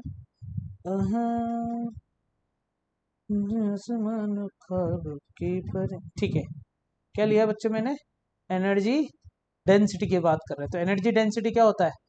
ये होता है बच्चों एनर्जी अपॉन वॉल्यूम के बराबर। तो एनर्जी कितना है बच्चों? जल्दी जल्दी बताओ। एनर्जी होती है न्यूटन इंटू मीटर, वॉल्यूम होता है मीटर क्यूब। ये कट गया इससे। अब मैं इसकी डायमेंशन लिख रहा हूँ बच्चों, M1 L1 T-2, और नीचे क्या बच गया बच्चों? L2 बच्चों का। L2 से L1 कटेगा तो क्या बचेगा? M1 L-1 T-2। ये तो एनर्जी डेंसिटी है। अब यंग्स मॉडुलस ऑफ इलास्टिसिटी की बात करें बच्चों, यंग्स मॉडुलस ऑफ इलास्टिसिटी क्या होता है बच्चों? ये होता है स्ट्रेस अपॉन एरिया। स्ट्रेस ही प्रेशर के बराबर होता है क्या बच्चों? सही बात है कि नहीं है? स्ट्रेस और प्रेशर दोनों की यूनिट सेम होती है, इसका मतलब न्यूटन पर मीटर स्क्वायर स्ट्रेस की होती है। याद रखना बच्चों, न्यूटन पर मीटर स्क्वायर। ओहो, sorry sorry sorry sorry sorry, ये मैंने थोड़ा सा गलत बता दिया बच्चों। स्ट्रेस अपॉन एरिया नहीं, स्ट्रेस अपॉन स्ट्रेन होता है। स्ट्रेस अपॉन स्ट्रेन, तो यहाँ पर स्ट्रेन, ये मीटर स्क्वायर तो पहले से आ गया। अब न्यूटन हो गया M1 L1 T-2, और नीचे हो गया L2, कट गया ये इससे। तो क्या बचा बच्चों हमारे पास? M1 L-1 T-2 वापस बन गया क्या? ये डायमेंशन और ये डायमेंशन क्या आ रही बच्चों? सेम आ रही। इसका मतलब ऑप्शन नंबर कौन सा होगा? चेक कर ले बच्चों अपन हमारे लिए। देखते हैं बच्चों कौन सा होगा ऑप्शन। ये मैं यहाँ आ जाता हूँ ना। इसमें ऑप्शन आ रहा है, एक तो आ रहा है ए के साथ क्या आ रहा है बच्चों? डी। ए डी कहाँ दिख रहा है बच्चों? Option number C. चेक कर लेंगे बच्चों हमारे पास क्वेश्चन नंबर फर्स्ट का जो आंसर है वो क्या है बच्चों? सी। क्वेश्चन नंबर फर्स्ट का आंसर क्या है बच्चों? सी। चेक कर लेंगे बच्चों। अब पूरा मिटाने वाला हूँ बच्चों मैं ना, ये सारा मिटाऊंगा, गंदा गंदा सा हो जाएगा नहीं तो ये पूरा। इस बार बिल्कुल साफ सुथरा लिखूंगा बच्चों मैं ना। अगला क्वेश्चन पढ़ो जब तक सब जने जल्दी से, मैं इसको रब कर रहा हूँ। वीडियो पॉज करके भी तुम अगला क्वेश्चन पढ़ सकते हो, और तुम बच्चों वीडियो पॉज करके इन सभी क्वेश्चन का आंसर निकाल सकते हो पहले से ही, फिर वेट कर सकते हो। चलो देखते हैं अगला क्वेश्चन क्या कहता है बच्चों, बताओ। अगला क्वेश्चन ये कह रहा है कि भैया if the dimension of the physical quantity are given, physical quantity की डायमेंशन हमें गिवन दे रखी है बाय एम की पावर ए, एल की पावर बी और टी की power c, then the physical quantity will be, physical quantity क्या होगी। देखो बच्चों प्रेशर है, प्रेशर की डायमेंशन में बता दूं बच्चों, m1 अभी भी निकली थी l-1 t-2, ठीक है। फिर बात करते हैं वेलोसिटी की, वेलोसिटी होती है m0 l1 t-1। फिर बात करते हैं बच्चों एक्सीलरेशन की, होती है m0 l1 t-2। फिर बात करते हैं बच्चों फोर्स की, फोर्स की होती है बच्चों m1 l1 t-2। चेक कर लो इनमें से कौन सा सही है, 1 -1 -2, पहला वाला सही है, दूसरा क्या है 1 0 -1। अरे यार बच्चों, वेलोसिटी और एक्सेलरेशन में मास की डायमेंशन आती ही नहीं है, याद रख लेना, इसलिए ये तो गलत हो गया। और यहाँ पर मास है ही नहीं फोर्स के अंदर, जबकि मास होता है, इसलिए आंसर कौन सा होगा, फर्स्ट वाला ऑप्शन। चेक कर लो बच्चों, ऑप्शन नंबर ए करेक्ट है। इसमें ऑप्शन नंबर कौन सा करेक्ट निकला बच्चों, सी करेक्ट निकला था। आगे चल सकते हैं, मिटा दो इसको मैं, जल्दी से देखते चलेंगे बच्चों। अगला क्वेश्चन रीड करो जब तक मैं बिठा रहा हूँ इसको, जल्दी से करो बच्चों, अगला क्वेश्चन रीड, ठीक है ना। अरे अगला क्वेश्चन अब रीड कैसे करोगे तुम, चलो मैं इसको ऐसे कर लेता हूँ। ये आ गया बच्चों तुम्हारे सामने अगला क्वेश्चन, 2010 में पूछा गया क्वेश्चन है बच्चों, जल्दी से देखो, जल्दी से देखो। 2010 में, मैं एक बार चेक कर लूँ अपनी वही सही आ रही नहीं आ रही, बिल्कुल सही आ रही है। चेक कर लो बच्चों जल्दी से, 2010 में पूछा गया क्वेश्चन है, कौन सा है जला देखो। If the dimension of the 1/2 epsilon not E square, बच्चों ये फॉर्मूला 12th क्लास में पढ़ा होगा बच्चों, ये इलेक्ट्रिसिटी वाले चैप्टर से था बच्चों, है ना, इलेक्ट्रोस्टैटिक के अंदर, जिसमें कैपेसिटर वाला चैप्टर था ना, इलेक्ट्रोस्टैटिक में कैपेसिटर, जिसमें एनर्जी डेंसिटी हमने पढ़ी थी, क्या पढ़ी थी बच्चों, एनर्जी डेंसिटी। और एनर्जी डेंसिटी का फॉर्मूला मैंने तुम्हें पहले ही बता दिया, एनर्जी अपॉन वॉल्यूम। क्या होता है बच्चों एनर्जी डेंसिटी का फॉर्मूला, ये लिखा हुआ ना बच्चों, energy upon volume, 1 - 2 upon L2, तो डिवाइड करके 1 - 1 - 2। चेक कर लो बच्चों आंसर, 1 - 1 -2, चेक करो चेक करो चेक करो कौन सा होगा, 1 - 1 -2, 1 - 1 -2, ये आ गया आंसर बच्चों बी। इसका आंसर क्या होगा बच्चों, बी। थर्ड का आंसर क्या आ गया बच्चों, बी। चेक कर लेना, energy density m1 l-1 t-2, check कर लीजिएगा जल्दी से बच्चों, रब कर दूं ढंग से देख लेना। अगला क्वेश्चन पढ़ने जाएंगे बच्चों अपन। अभी तुम क्वेश्चन नंबर 9 पे घूर रहोगे, ये क्या करसट बसट कर रखी है, अभी पता चलेगा बच्चों, मिसप्रिंट था, मैंने सही करा उसको। चेक करो fourth number question, question number fourth क्या दिया हुआ बच्चों हमारे पास, 2011 में एपीएमटी में पूछा गया क्वेश्चन है। डिस्कस करें the density of the material CGS system unit 4 gram पर सेंटीमीटर क्यूब, हमें कहते रखा बच्चों 4 ग्राम पर सेंटीमीटर क्यूब में दिया हुआ है, डेंसिटी की वैल्यू दे रखी है। अब अपन को ऐसा बोला गया कि एक ऐसा यूनिट सिस्टम है, एक ऐसा यूनिट सिस्टम है जिसके अंदर लेंथ जो है वो किस में नापी जा रही है बच्चों, 10 सेंटीमीटर में, और मास जो है वो किस में नापा जा रहा है बच्चों, 100 ग्राम्स में। तो अपन को चेक करना है कि नई वैल्यू क्या होगी डेंसिटी। तो यार बच्चों कोई टेंशन वाली बात नहीं है, n1 याद आ रहा है बच्चों, m1/m2 की पावर ए, L1/L2 की पावर बी। तो नया पेज ले लें बच्चों अपन इसके लिए, ठीक है। चेक करते हैं, n2 बराबर n1, यहाँ पर आएगा m1/m2 की पावर ए, L1/L2 की पावर बी, और T1/T2 की पावर सी। बच्चों किसकी बात हो रही है बताओ, डेंसिटी की बात हो रही है, तो डेंसिटी का m1l-3t0, ये डायमेंशन मैंने यहाँ पर लिख दिए बच्चों, ब्रैकेट रेक्टेंगल लगाना था, कोई बात नहीं। n2 बराबर n1 कितना दे रखा है बच्चों 4, m1 कितना है बच्चों 1 सेंटीमीटर, सॉरी 1 ग्राम दिया हुआ, और नीचे कितना है बच्चों 100 ग्राम। नई वैल्यू m2 वैल्यू 100 ग्राम है ना बच्चों, दी रखी है। और इधर 1 आएगा कि नहीं आएगा, एक ही वैल्यू, यहाँ पर कितना बच्चों 1 सेंटीमीटर, जबकि नीचे कितना बच्चों 10 सेंटीमीटर, और इधर क्या आएगा माइनस का 3। ये भी सेकंड होता है, ये भी सेकंड होता है, पावर 0 हो गया, कोई फर्क नहीं पड़ता बच्चों, देख लेना। ये तो वैसे ही कट गया, इसमें ग्राम से ग्राम काट दू, सेंटीमीटर से सेंटीमीटर काट दू, बच्चों याद रखना। एम के से सीजीएस में चेंज करते तो यहाँ 1000 आता था ऊपर, कुछ भी हो एक्स वाई जेड, लेकिन यहाँ पर नई सिस्टम दे रखा है, तो हमने उस हिसाब से वैल्यू पटक दी है 4, नीचे आ गया 100। और ये देखो बच्चों 10 की पावर -3 है, ऊपर चला जाएगा क्या, तो 4 इंटू नीचे 100 हो गया, और ऊपर 1000 हो गया बच्चों, देख लो ढंग से, 100 से 1000 कट गया, बचा कितना बच्चों हमारे पास 40, क्या बचा बच्चों 40। ऑप्शन चेक करें, आंसर आना चाहिए क्या बच्चों हमारे पास, आंसर आना चाहिए 40, आंसर आना चाहिए 40, चेक करो बच्चों 40, ऑप्शन नंबर बी बिल्कुल करेक्ट। एपीएमटी 2011 में पूछा गया क्वेश्चन है, इसका आंसर आएगा बी ऑप्शन, चेक कर लो बच्चों जल्दी से, B option B option B option, कौन सा ऑप्शन बच्चों, बी ऑप्शन। अगला क्वेश्चन पढ़ो जल्दी से, चलो ये ट्रिक्स बताऊंगा बच्चों। क्वेश्चन नंबर 5 इंटरेस्टिंग क्वेश्चन है, 2014 में पूछा गया क्वेश्चन है, पूछा गया नहीं पहुंचा पूछा गया क्वेश्चन है ना। अगर अपन को दे रखा है कि इफ, मैं अंडरलाइन करूंगे बच्चों, ये दिया बच्चों, if a force of velocity and time are taken as a fundamental unit, इसका मतलब क्या है, हमें क्या दिया हुआ है बच्चों, यार कुछ ज्यादा ही हो गया। ओहो मजा आ रहा है मेरे को। ठीक है, कलर चेंज करूंगा बच्चों इस बार, ये वाला कलर सही रहेगा मेरे हिसाब से। ओ ओ ओ ओ ओ ओ ओ ओ ओ ओ, ये तो वो हो गया, वो क्या कहते हैं समझते हो बच्चों, ये तो वो हो गया, वो इसको हटाओ रे, ये तो वो हो गया समथिंग। प्रो में गए, इरेजर लिया मैंने, डिशुम डिशुम डिशुम डिशुम। हाँ, अब देखना बच्चों, इसको मैं करता हूँ जो हाथ, velocity force time taken as a fundamental unit. तो अपन को बोला क्या है बच्चों, अपन को बड़ी सिंपल सी बात बोली है कि भैया डायमेंशन ऑफ मास क्या होगा, डायमेंशन ऑफ मास। तो बच्चों देखो, बड़ी सिंपल सी चीज बताता हूँ, किसी को नहीं बताओगे, बड़ी सिंपल सी चीज है बच्चों, है ना, किसी को नहीं बताओगे।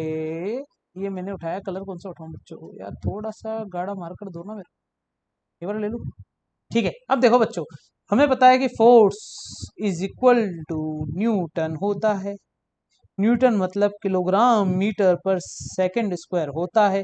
ये फोर्स है ना बच्चों, इसको मैं एफ ले लेता हूँ। फिर देखो बच्चों, मुझे यहाँ से सिर्फ मास को अलग करना है, किसको अलग करना है बच्चों, यहाँ से मैंने मास को अलग कर दिया, मान लो केजी को बाहर ही निकाल दिया, तो एफ के साथ कौन कौन चल गया, एक तो सेकंड स्क्वायर चला गया, और कौन चला गया बच्चों, मीटर चला गया। बस इसी को अरेंज करूंगा मैं, अब इसी को अरेंज करूंगा, देखना जरा।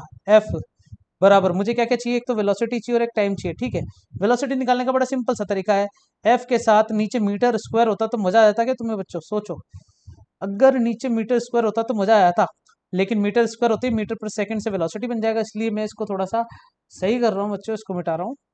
मैं एक्चुअली मैं बताता हूँ क्या बोलना चाह रहा था, मैं ये बोलना चाह रहा था कि ये देखो, अगर ये फोर्स है और ये मीटर पर सेकंड में से एक को मैं वेलोसिटी लिख दूं, और ऊपर अभी भी सेकंड बाकी रह जाए, तो सोचो जरा कि F1 V -1 और T1, क्या ऐसा कुछ हो सकता है क्या, F1 V -1 और T1, देख लो बच्चों, ये T1 हो जाएगा कि नहीं हो जाएगा, तो इसका ऑप्शन क्या होगा, डी सही होगा। ये मैंने थोड़ा सा शॉर्ट ट्रिक में बताया कि अपन इसको एक्सचेंज करके निकाल सकते हैं, लेकिन इसका जो एक्चुअल तरीका है ना, वो क्या है बच्चों, अब मैं उसकी बात करूं, इसका जो एक्चुअल तरीका है उसको समझते हैं ना। एक्चुअल तरीका ये है कि कुछ नहीं, हमने अभी भी खतरनाक चीजें पढ़ी थी कि मास जो है डिपेंड करता है एफ की पावर अल्फा मान लो, वी की पावर बीटा मान लो, और टी की पावर मामा मान लो।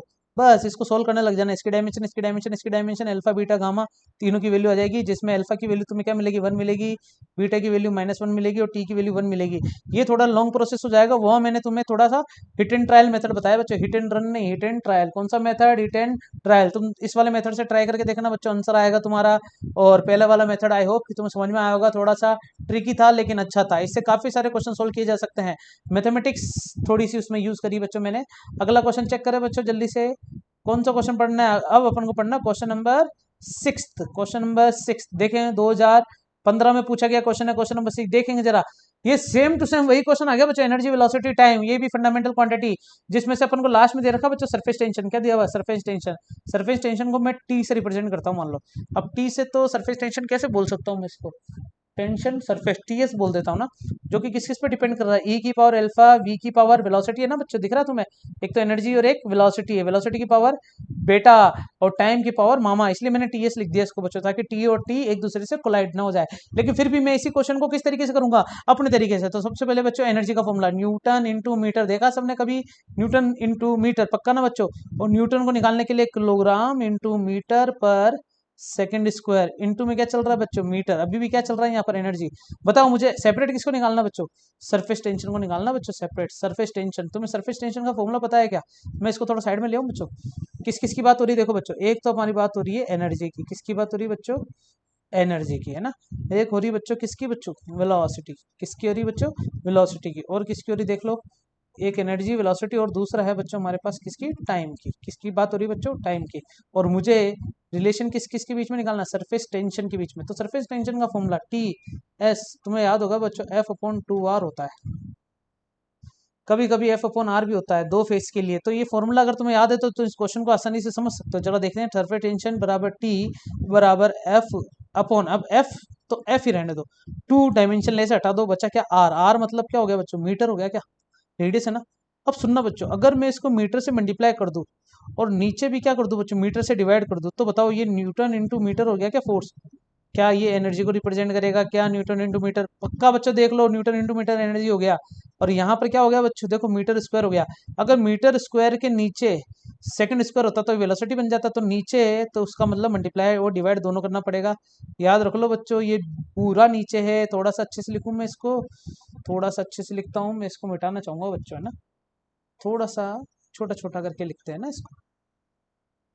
वापस देख लेना बच्चों, फॉर्मूला है ना, सरफेस टेंशन के बीच में रिलेशन निकालना अपन। यहाँ लिखता हूँ छोटा सा, टी एस बराबर क्या है बच्चों? F upon R. क्या है बच्चों? F upon R. मैंने टू बता दिया डायमेंशन लेस। क्या ये न्यूटन और ये मीटर हो गया क्या? अगर मैं इसको मीटर से मल्टीप्लाई कर दूं तो नीचे भी मल्टीप्लाई करना पड़ेगा, जिससे ये क्या हो जाएगा बच्चों? एनर्जी। और नीचे क्या हो गया बच्चों? Metre square. तो मैं अगर इसको सेकंड स्क्वायर से मल्टीप्लाई कर दूं तो डिवाइड भी करना पड़ेगा। और ये एनर्जी अभी भी ऊपर चल रही, तो बच्चों ये क्या बन गया? वेलोसिटी बन गया। कि देख लो बच्चों, एनर्जी और ये वेलोसिटी का स्क्वायर बन चुका है। और नीचे अभी भी क्या चल रहा है बच्चों? Second square. इन दोनों को ऊपर ले जाओ, सेकंड मतलब टाइम हो गया, तो ई तो 1 हो गया है, वेलोसिटी -2 हो गया और टाइम भी -2 हो गया। चेक करें बच्चों, E1 V-2 T-2, E1 V-2 और T-2। चेक करो बच्चों, E1 V-2 और T-2 कौन सा ऑप्शन है इसमें? देखो एक बार देख लो। ई ओहो, ऑप्शन नंबर बी बिल्कुल सही आ रहा है इसमें आंसर। क्वेश्चन नंबर 6 का आंसर क्या है? Option number B. चेक करेंगे बच्चों, ये रहा बच्चों तुम्हारे सामने ऑप्शन नंबर बी। दिख रहा है बच्चों? दिख रहा है, जिसमें आ रहा है ई तो 1 आ रहा है, V-2 आ रहा है और टी माइनस का 1 आ रहा है। ये मल्टीप्लाई डिवाइड शॉर्ट ट्रिक, इसको तुम इस तरीके से करना, आंसर वही आने वाला। किस तरीके से बच्चों? अब तुम बोलोगे क्यों करें हम इस तरीके से? ये वाला तरीका जो है ना, इस वाले तरीके से करोगे आंसर वही मिलेगा, लेकिन शॉर्ट ट्रिक से अगर समझ में आ रहा है तो ठीक है, वेल एंड गुड है। अगर अपन को ये चीज समझ में आई है तो हम इसको आगे लेके जा सकते हैं बच्चों। चलो मिटा रहा हूँ मैं सारा, है ना। जल्दी से अगला क्वेश्चन रीड करो, जल्दी से रीड करो बच्चों। अगला क्वेश्चन क्या दिया हुआ बताओ? इस बार सेम टू सेम वापस वही क्वेश्चन दिया हुआ बच्चों, सेम टू सेम क्वेश्चन। क्या दिया हुआ है? Planck constant h, speed of light in vacuum c, है ना, और Newton's gravitational constant g are three fundamental constant, है ना। तो for which following combination of this has dimension of length. इसमें बच्चों लेंथ के हिसाब से चलना, अपन को किसके हिसाब से चलना बच्चों? लेंथ के हिसाब से। हमें एक्चुअली में लेंथ की बात करनी थी, जिसमें एक तो डिपेंडेंसी किसके साथ दे दी बच्चों मेरे को? प्लांक कांस्टेंट के साथ दे दी। किसके साथ दे दी बच्चों? प्लांक कांस्टेंट के साथ। अगली चीज क्या दे दी बच्चों अपन को? देखना पड़ेगा। हाँ, अगली चीज अपन को दे दी, एक तो दे दिया बच्चों, मैं इसको अंडरलाइन करूँ। एक तो हो गया हमारे पास प्लांक कांस्टेंट, फिर जो वैक्यूम के अंदर स्पीड ऑफ लाइट और न्यूटन ग्रेविटेशनल एक्सेलरेशन कांस्टेंट, ये भी दिया हुआ। न्यूटन ग्रेविटेशन कांस्टेंट बच्चों गलत दे रहा है, स्मॉल जी नहीं आएगा, यहाँ पर आएगा कैपिटल जी। क्या आएगा बच्चों? इस साइड आएगा कैपिटल जी। आओ बच्चों वापस, तो स्टार्ट करें बच्चों अपन। इस पर आ चुके हैं, तो जिसमें एक तो स्पीड ऑफ लाइट की बात करी है, किसकी बात करी बच्चों? स्पीड ऑफ लाइट की। और एक बात करिए बच्चों किसकी? एक बात करिए जी की, ग्रेविटेशनल कांस्टेंट की। तो ग्रेविटेशनल कांस्टेंट यहाँ पर मुझे लेंथ के साथ करना पड़ेगा बच्चों। ये थोड़ा सा पेचीदा है, इसलिए अपन को इसको पूरे तरीके से उठाना पड़ेगा। जैसे लेंथ डिपेंड कर रहा है h की पावर अल्फा से, c पर बीटा से, और g पर मामा से। पक्का बच्चों, कोई परेशानी वाली बात तो नहीं है ना? देख लो एक बार बच्चों अच्छे से। मैं थोड़ा सा इंटरचेंज करूँ इसको बच्चों, मैं इसको मिटा देता हूँ ना, मेरी इच्छा हो रही है यार, पता नहीं क्यों होती है ऐसी इच्छा, लेकिन हो जाती है कभी कभी। क्या लिख रहा हूँ मैं देखना, लेंथ जो है, अरे यार ये एच जैसा क्यों लग रहा है? लेंथ जो है वो एच की पावर अल्फा बच्चों, के तो आएगा ही आएगा पता ना, जी की पावर बीटा और सी की पावर क्या लिख दिया बच्चों मैंने? गामा। ठीक है ना, ये एन नहीं है बच्चों, गामा है, अल्फा है, बीटा है और मामा, याद रख लेना बच्चों। ठीक है, प्लांक कांस्टेंट बच्चों, किसकी बात हो रही है बच्चों? Planck constant. बताओ प्लांक कांस्टेंट की डायमेंशन क्या तुम्हें याद है क्या बच्चों? प्लांक कांस्टेंट की वैल्यू भी याद है क्या तुम्हें? सोचो जरा, क्या मीटर स्क्वायर किलोग्राम पर सेकंड स्क्वायर याद आ रहा है नहीं आ रहा? मीटर स्क्वायर किलोग्राम पर सेकंड स्क्वायर, चेक कर लो बच्चों, यही होता था क्या? चलो स्टार्ट करते हैं अपन, देख लेते हैं। यहाँ पर मैंने तुम्हारे लिए कुछ सहूलियत के हिसाब से डायमेंशन छोड़ रखी है बच्चों, ढंग से देख लेना बच्चों। बहुत सारी डायमेंशन तुम्हारे मुंह पे मार रखी है मैंने, तुम्हें किसी प्रकार की कोई परेशानी ना हो। ये दिख रहा है बच्चों प्लांक कांस्टेंट, ये रहा देखो, ये रहा प्लांक कांस्टेंट, जिसमें क्या आ रहा है बच्चों? किलोग्राम मीटर स्क्वायर पर सेकंड। ओहो, किलोग्राम मीटर स्क्वायर पर सेकंड है, सेकंड स्क्वायर नहीं है बच्चों, है ना, सेकंड स्क्वायर नहीं है, तो किलोग्राम मीटर स्क्वायर पर सेकंड। ठीक है, डायमेंशन लिखे बच्चों इसकी, m1 l2 और t-1, ये तो मिल गई हमें डायमेंशन। किसकी मिल गई बच्चों? प्लांक कांस्टेंट की। F बराबर G m1 m2 upon R square, ये फॉर्मूला देखा आप सबने? बिल्कुल देखा। तो G बराबर हो जाएगा F into R square upon m1 into m2। तो G की डायमेंशन क्या होगी बताओ बच्चों? जी की डायमेंशन हो जाएगी न्यूटन इंटू मीटर स्क्वायर बटे केजी स्क्वायर, ठीक है ना, न्यूटन इंटू मीटर स्क्वायर पर केजी स्क्वायर। अब मुझे इसकी डायमेंशन तो निकालनी पड़ेगी यार। देखो बच्चों, जी इज इक्वल टू, ये पेज थोड़े छोटे छोटे नहीं आ रहे, चलो कोई बात नहीं, आने दो। जी बराबर न्यूटन इंटू मीटर स्क्वायर पर केजी स्क्वायर के हिसाब से डायमेंशन थोड़ा सा छोटा ले लें। यहाँ आएगा m1 L1 T-2, यहाँ पर आ गया बच्चों L2, और नीचे क्या आ गया बच्चों m2, है ना। m2 से ये कट गया तो क्या आ गया बच्चों बताओ, m-1 आ गया, L3 हो गया है, T-2 हो गया है। स्पीड ऑफ लाइट कोई टेंशन वाली बात है ही नहीं, T-1 ही हो जाएगा, L1 T-1। चलो ठीक है बच्चों, सारी वैल्यू उठा के रखेंगे बच्चों अपना अपना। स्टार्ट करते हैं। लेंथ बराबर दे रखा है ना अपने बच्चों, एक तो ओहो ये फिर चेंज हो रहा है बच्चों। लेंथ किस किस पे डिपेंड कर रहा है, के एच की पावर अल्फा, और बोलो बच्चों जी की पावर बीटा, और सी की पावर मामा, ठीक है ना बच्चों। तो के तो कांस्टेंट है, नो डायमेंशन, इसकी डायमेंशन कितनी हो जाएगी बच्चों एच की, देखे बच्चों, एक आ जाएगा बच्चों m1 L2 T-1, m1 L2 T-1, check कर लो बच्चों अच्छे से। m1 L2 T-1 ये मैंने यहाँ पर लिख रखा है Planck constant, m1 L2 T-1। अगला क्या है बच्चों, देखे जरा। इसकी अल्फा हो जाएगी पावर, जी की पावर कितनी बच्चों, m-1 L3 T-2 की पावर बीटा, और सी क्या हो जाएगा बच्चों बताओ, L1 T-1 की पावर मामा। चलो बेस m कितना कितना दिया हुआ बच्चों, देखो एक बार, ये है बच्चों हमारे पास क्या क्या है, ये तो हो गया m इधर से, और ये रहा एक और m, और ये रहा यहाँ पर कोई m नहीं है, ओहो, तो इधर आओ, m की पावर एक तो अल्फा आ गई है, प्लस m की पावर बीटा आ गई है, अब l की पावर होगी 2 अल्फा, दिख रहा बच्चों, ये रहा l, ये रहा l, और ये रहा l, आहा, 2 अल्फा मल्टीप्लाई करके जोड़ना बच्चों, 3 बीटा प्लस मामा, और t माइनस का अल्फा है, माइनस का 2 बीटा है, माइनस का मामा है, देख लेना बच्चों ढंग से, कोई परेशानी नहीं होनी चाहिए बच्चों। अच्छा मैंने गड़बड़ी करती है बच्चों ना, सही कर दूं इसको थोड़ा सा, गलती क्या करी बच्चों बताओ। मैंने गलती इतनी सी करी है कि यहाँ पर ये जो बीटा लिखा था यहाँ माइनस आएगा, क्योंकि ये जो बीटा है बच्चों ये यहाँ पर माइनस के हिसाब से चलेगा। आगे चले बच्चों अच्छे से, यहाँ पर क्या आएगा बच्चों m0 L1 बस, और T0, क्या करेंगे अपन, सीधा सीधा कंपेयर करेंगे, क्या करेंगे बच्चों, कंपेयर करेंगे। ये मैंने लॉन्ग मेथड उठाया ना बच्चों, समझ में आ गया तुम्हें, थोड़ा सा गाढ़ा ले लेता हूँ मैं इसको। सेपरेट ही कर दिया मैंने, छोड़ो। सबसे पहले इक्वेशन नंबर 1 बनाते हैं, कंपेयर अल्फा माइनस बीटा बराबर 0 हो जाएगा कि बताओ बच्चों। यहाँ से m और m कंपेयर करो बच्चों जल्दी से, किसको किसको कंपेयर करेंगे, m को m से, l को किससे कंपेयर करेंगे, l से, और t को किससे कंपेयर करेंगे बच्चों, ये t ये रहा। ठीक है, इक्वेशन नंबर 1 हमारे सामने आ चुकी है बच्चों। इससे एक चीज पता चल रही है कि अल्फा बराबर ही बीटा है, गंगाधरी क्या हो गया बच्चों, शक्तिमान हो गया। दूसरी इक्वेशन एल एल वाली उठाओ बच्चों, दूसरी इक्वेशन एल एल वाली क्या दिया बच्चों, 2 अल्फा प्लस 3 बीटा प्लस मामा, बच्चों देख लो मामा प्लस में, ये सारे के सारे कोई माइनस में नहीं है, लेंथ के अंदर है ना, बराबर यहाँ पर क्या आ जाएगा बच्चों 1, क्योंकि इधर पावर कितनी दे रखी है बच्चों, देखो इधर पावर 1 दे रखी, नहीं दे रखी इधर, तो इसलिए यहाँ पर मैंने 1 लिख दिया, और यहाँ पर एल की पावर जो टोटल थी वो पूरी की पूरी मैंने इक्वेशन बना ली कि बच्चों यहाँ पर, ठीक है ना, कोई परेशानी तो नहीं है तुम्हें, होनी भी नहीं चाहिए बच्चों। तीसरी इक्वेशन बना रहा हूँ बच्चों, तुम्हारे मुंह पे मार रहा हूँ, देखो बच्चों ये रही इक्वेशन, बताओ क्या इक्वेशन ये है, माइनस का अल्फा माइनस का 2 बीटा माइनस का गामा बराबर 0। बच्चों तुम्हें मैंने बताया ना अल्फा और बीटा सेम है, देखो यहाँ पर ये दिख रहा है बच्चों, तो अल्फा और बीटा अगर सेम है तो ये माइनस का 3 अल्फा नहीं हो जाएगा, ये गामा बराबर 0 नहीं हो जाएगा। अब सोचो बच्चों गामा की वैल्यू क्या है, माइनस का 3 अल्फा आ गई वापस, क्योंकि माइनस का 3 वहां जाएगा तो प्लस हो जाएगा, और माइनस वापस इसको माइनस बना देगा। तो मैं क्या कर रहा हूँ सोचना बच्चों, इक्वेशन नंबर 2 को थोड़ा सा गौर फरमाओ, किसको बच्चों, इक्वेशन नंबर 2 को देखना, 2 अल्फा की जगह तो 2 अल्फा सही है, 3 बीटा की जगह भी क्या कर रहा हूँ मैं, 3 अल्फा ही लिख रहा हूँ, और यहाँ पर भी बच्चों 3 अल्फा लिख दिया गामा की जगह, बराबर क्या चल रहा है 1, ये कट गया क्या इससे, तो अल्फा की वैल्यू 1/2, अल्फा की वैल्यू 1/2 है, यही बीटा की वैल्यू है, और अल्फा की वैल्यू यहाँ रख दूंगा तो माइनस का 3/2। ओहो बच्चों बताओ किस किस की वैल्यू मिल चुकी है हमें, बताओ बच्चों बताओ मुझे, एक तो वैल्यू मिल चुकी है किस किस की बच्चों, अल्फा की वैल्यू मिल चुकी है 1/2, बीटा की वैल्यू मिल चुकी है 1/2, और गामा की वैल्यू मिल चुकी है बच्चों 3/2।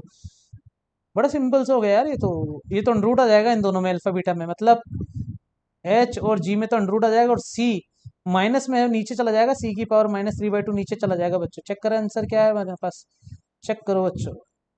ये रहा यार, बी ऑप्शन सही है, बिल्कुल सही है। और भी ऑप्शन है ऊपर देख लो एक बार। हो ही नहीं सकता यहाँ पे 3/2 कहीं नहीं आ रहा, 3/2 जिसमें आ रहा है एक तो इसमें आ रहा है और एक इसमें आ रहा है ना, तो यहाँ पर बच्चों जी डाल के ही बहुत बड़ी गलती कर दी। अच्छा ये एच भी होता तो भी यहाँ पर रूट पूरे पे नहीं होता, रूट कितने पर होता बच्चों, छोटे से पे होता। Option number B, question number 7, थोड़ा सा समय लगा लेकिन अच्छा है बच्चों। चेक कर ले ऑप्शन, हमारी ऑडियो सही आ रही नहीं आ रही, बिल्कुल सही आ रही बच्चों हमारी ऑडियो। स्टार्ट करते बच्चों अगला क्वेश्चन। कौन सा क्वेश्चन है बच्चों अगला, 8th क्वेश्चन। थोड़ा स्पीड में चल सकते हो बच्चों। ये वाला क्वेश्चन भी सेम क्वेश्चन है फिजिकल डायमेंशन के अंदर। भावना में गया मैं। ये देखो, अब फिजिकल क्वांटिटी डायमेंशन के अंदर क्या दिया है बच्चों हमारे पास, ये अलग अलग क्वांटिटीज दे रखी है ना, that can be form of this. तो इसका मतलब क्या निकालना है, physical quantity of the dimension of length. इसमें भी बच्चों लेंथ पहले दे दी है, डिपेंड किस किस पे कर रहा है, तो सी पे कर रहा है, जी पे कर रहा है, और एक E²/4πε0 की पावर मामा, ऐसे कर लेना बच्चों ये। अब तुम सोचो सर इसका हम क्या हल करेंगे, कुछ नहीं करना बच्चों, 4πε0 कांस्टेंट है, साले को कांस्टेंट मान के बाहर ले लेना। ये तुम करोगे बच्चों, इसका आंसर मैं बता दूं बच्चों, इसका ऑप्शन नंबर 8 का जो आंसर है वो है डी। चेक कर लेना, आंसर आएगा बच्चों डी। अगले क्वेश्चन पे चलते हैं, थर्मल कंडक्टिविटी पे। किस पे चल रहे हैं बच्चों, थर्मल कंडक्टिविटी पे, कंडक्टिविटी। स्टार्ट करते हैं बच्चों अपन, है ना। हम्म question number 9, question number 9, question number 9 पढ़ो बच्चों जल्दी से। चलो क्वेश्चन नंबर 9 क्या दिया हुआ है, क्वेश्चन नंबर 9 2019 वैसे 18 को क्वेश्चन है। चलो देख लेते हैं, unit of thermal conductivity. Thermal conductivity बच्चों में एक वर्ड बताना चाहता हूं। थर्मल कंडक्टिविटी का मतलब होता है, जैसे मान लो कि अगर हमारे पास अंदर चार्ज दौड़ने लग जाए, अगर हमारे अंदर कोई बॉडी के अंदर अगर चार्ज दौड़ने लग जाए तो क्या बहने लग जाएगा बच्चों, करंट। और चार्ज की जगह अगर हीट दौड़ने लग जाए तो उससे अपन बोलेंगे थर्मल कंडक्टिविटी या थर्मल करंट बोलेंगे, याद रखना बच्चों। तो थर्मल करंट है, तो यार इसको समझने के लिए मैंने सिर्फ करंट से एग्जांपल क्यों दिया, अभी पता चल जाएगा बच्चों। जैसे क्या है, थर्मल कंडक्टिव एक प्रकार की है क्या, एनर्जी तो है। मैं इसको नाम दे देता हूँ एच है तू, है ना, थर्मल कंडक्टिविटी एच। फॉर्मूला क्या है बच्चों थर्मल कंडक्टिविटी का, सॉरी थर्मल कंडक्टिविटी नहीं, मुझे थर्मल करंट का फॉर्मूला लिखा बच्चों, एच बराबर है ना एनर्जी, जो हीट एनर्जी अपने अंदर बह रही है ना। तो थर्मल कंडक्टिविटी में लिखा है मैंने बच्चों, इसका फॉर्मूला ये यहाँ पर आता है बच्चों, के। क्या आता है बच्चों, के। उसके बाद क्या आता है, L/A × T1 - T2, के एल अपॉन ए इंटू T1 - T2। चेक कर लो बच्चों, के एल अपॉन ए इंटू T1 - T2। ओहो मेरा माइक थोड़ा सा ऊपर नीचे हो गया बच्चों। चेक कर लेना बच्चों, चेक कर लो जल्दी से, चेक कर लो जल्दी से, चेक कर लो। यहां पर अगर मैं इसको थोड़ा सा अच्छे से लिखूं तो थर्मल कंडक्टिविटी क्या आ जाएगी बताओ बच्चों, HA/L × T1 - T2 हो जाएगा नहीं हो जाएगा। अब H तो हीट एनर्जी मतलब जूल, ये मीटर स्क्वायर होगा क्या बच्चों, नीचे लिखता हूँ, ये तो जूल होगा, ये मीटर स्क्वायर होगा, और नीचे मीटर इंटू केल्विन। एक मीटर से एक मीटर कटेगा क्या बच्चों, थोड़ा सा दिमाग लगाना, तो जूल इंटू मीटर। अच्छा गड़बड़ी होगी बच्चों, मैंने फॉर्मूला थोड़ा सा उल्टा लिख दिया है, फॉर्मूला मैंने उल्टा लिख दिया है, इसको सही कर लेते हैं थर्मल कंडक्टिविटी का। हम्म देखो वापस आ जाते हैं, जो हीट एनर्जी होती है ना वो कैसे बहती है, के A/L × T1 - T2। ये टेम्परेचर डिफरेंस को बता रहा बच्चों, T1 टेम्परेचर से T2 टेम्परेचर में ये एरिया, क्रॉस सेक्शनल एरिया और इसकी लेंथ तक जाना है ना। तो ये जो K है ये थर्मल कंडक्टिविटी है बच्चों, तो K बराबर क्या आ जाएगा, HL/A, और नीचे T1 - T2 का डिवाइड हो जाएगा क्या। अब देखो H मतलब जूल, ये बच्चों एनर्जी है तो जूल में लिखेंगे ना H। फिर मीटर, नीचे क्या आ जाएगा बच्चों मीटर स्क्वायर, इधर क्या आ जाएगा बच्चों केल्विन। एक मीटर से एक मीटर कट गया, तो बताओ जूल मीटर इनवर्स में आ जाएगा, केल्विन भी किस में आ जाएगा बच्चों, इनवर्स में। ऑप्शन नंबर फर्स्ट बिल्कुल करेक्ट है। ये सब ऑप्शन थोड़े से गलत थे इसलिए मैंने इनको हटा दिया बच्चों, हालांकि ये भी गलत हो गया, ये भी गलत हो गया, ऊपर वाला भी गलत हो गया। ऑप्शन नंबर फर्स्ट इसका बिल्कुल करेक्ट आंसर है। ऑप्शन नंबर फर्स्ट पे क्लिक कर देंगे बच्चों, लॉक लगा दो, लॉक कर दिया जाए। क्वेश्चन नंबर 10 की चर्चा कर रहे हैं बच्चों अपन, चलो क्वेश्चन नंबर 10 पढ़ लो जल्दी से। ये भी अच्छा क्वेश्चन है, क्वेश्चन नंबर 10 बच्चों, ये अपन ने अच्छे से पढ़ा था, जिसमें क्वेश्चन नंबर 10 के लिए बात कर रहा हूं मैं। हमने किसकी बात करी थी बच्चों, एरर के अंदर। तुम्हें याद है बच्चों, एरर में मैंने बहुत सारी चीजें पढ़ाई थी, एक पढ़ाया था एक्स बार, ठीक है ना, एक पढ़ाया था डेल्टा एक्स बार, एक पढ़ाया था डेल्टा एक्स बार में एक्स बार का डिवाइड, एक पढ़ाया था 100 से मल्टीप्लाई करना। तो ये इसकी रिलेटिव थी क्या बच्चों। अब यहाँ पर आओ बच्चों, ये फॉर्मूला जो दे रखा है इसको मैं थोड़ा सा सही से लिखूं, यहाँ पर लिख देता हूँ बच्चों ना, x इज इक्वल टू ए की पावर, थोड़ा सा देखना पड़ेगा मेरे को बार बार, हाँ x इज इक्वल टू ए की पावर तो 2 है, b की पावर हाफ है, x इज इक्वल टू ए की पावर तो 2 है, b की पावर हाफ है, और c की पावर है शायद 1/3, और d की पावर है 3। चेक कर ले बच्चों एक बार, ये 4/3 नहीं है बच्चों, है ना 1/3, ध्यान रख लेना, ये मिसप्रिंट है थोड़ा सा, ठीक है। स्टार्ट करें, ठीक है। देखो बच्चों, अब मुझे क्या निकालना है कि तुम्हें जो क्वेश्चन दे रखा है, निकालना तो क्या है क्वेश्चन, देखो बच्चों, in an experiment percentage error of occurred in the measurement of physical quantities A B C D are 1%, 2%, 3% and 4%। हमें अलग अलग फिजिकल क्वांटिटी के लिए हमने एक्सपेरिमेंट करा, और उससे मैंने क्या निकाली, एरर निकाली, जिसकी एरर परसेंटेज एरर कितनी दे रखी है, 1%, 2%, 3% और 4%, ये हमें परसेंटेज एरर दे रखी है। तो परसेंटेज एरर की अगर मैं बात करूं तो बच्चों देखो जरा अच्छे से, कि मुझे ए की तो परसेंटेज एरर कितनी दे रखी है 1%, बी की कितनी दे रखी है बच्चों 2%, सी की कितनी दे रखी है बच्चों 3%, और डी की कितनी दे रखी है बच्चों मुझे 4% दे रखी है। तो चलो स्टार्ट करते हैं, मुझे ओवरऑल परसेंटेज एरर निकालनी है। तो यार ओवरऑल परसेंटेज एरर निकालने की जरूरत नहीं, तुम्हें याद है बच्चों पावर की जब अपन ने बात करी थी, तो पावर बिल्कुल आगे आ जाती है, जैसे 2 बाहर आ जाएगा ए के लिए, और यहाँ पर क्या बचाएगा, डेल ए अपॉन ए। और देखो बच्चों, चाहे मल्टीप्लाई हो चाहे डिवाइड हो, कुछ भी हो, यहाँ पर बीच में क्या आने वाला, प्लस 1/2 आ गए, del B upon B, relative error है बच्चों, प्लस ये डिवाइड हो रहा है तब भी प्लस बच्चों, 1/3 आ गई, डेल सी अपॉन सी। ये जो परसेंटेज एरर है ना, इसको लिखेंगे कैसे बच्चों, ये एक्चुअली में यही तो है, डेल बी अपॉन बी है कि नहीं बच्चों, डेल डी अपॉन डी है कि नहीं बच्चों, और 100 से मल्टीप्लाई कर रखा है, और इसके लिए क्या करेंगे 3 डेल डी अपॉन डी, चलो सबकी वैल्यू रख दो बच्चों, इधर आएगा 2 × 1%, है ना, परसेंट लिखने की जरूरत नहीं, लास्ट में लिख देंगे 1/2 × 2, फिर 1/3 × 3, और 3 × 4, 3 से 3 कट गया, 2 से 2 कट गया, 2 मंजा, एक तो मिला है 2 +1 +1 +12, 12 13 14 15 16, आंसर आ रहा है बच्चों 16, और लास्ट में लगाते ना परसेंटेज, चेक करें बच्चों आंसर, चलो चेक करो जल्दी से, आंसर आ रहा है 16%, कितना आ रहा है, ओहो, ऑप्शन नंबर सी पे क्लिक कर लेंगे बच्चों। याद है कि नहीं है बच्चों, पावर के लिए अपन पावर आगे ले लेते हैं, मतलब अगर हमारे पास ए की पावर एन दे रखा है, तो तुम इसको एन डेल ए अपॉन ए ऐसे लिखोगे एरर निकालने के लिए। ये अपन ने एरर वाले चैप्टर में पढ़ लिया था बच्चों बहुत अच्छे से। क्वेश्चन नंबर 11 फाइनल क्वेश्चन है बच्चों, इस पर थोड़ी सी अच्छे से चर्चा करेंगे अपन। क्वेश्चन नंबर 11 ढंग से पढ़ेंगे बच्चों, क्वेश्चन नंबर 11 को जब देख लो बच्चों अच्छे से, कि क्वेश्चन नंबर 11 कहना क्या चाह रहा है। अगर तुम्हें समझ में आ गया तो मजा आ जाएगा। द मीन स्केल, इसको मैं अंडरलाइन लूंगा बच्चों पिंकी से, the mean scale of the vernier callipers as n division centimetre, ठीक है ना बच्चों। फिर क्या दिया हुआ है, n division of the vernier scale coincide with n-1 division of main scale. ओहो, इसमें बच्चों देखो मेन स्केल की भी बात करती है, और वर्नियर स्केल की भी बात कर दी है, और अपन को लीस्ट काउंट निकालना है इसका बस। तो बच्चों लीस्ट काउंट का डायरेक्ट फॉर्मूला क्या है बच्चों, बताओ। लीस्ट काउंट का एक डायरेक्ट फॉर्मूला हमारे पास, कि मेन वर्नियर स्केल, वर्नियर की मेन स्केल, इसको मिटा देता हूं मैं,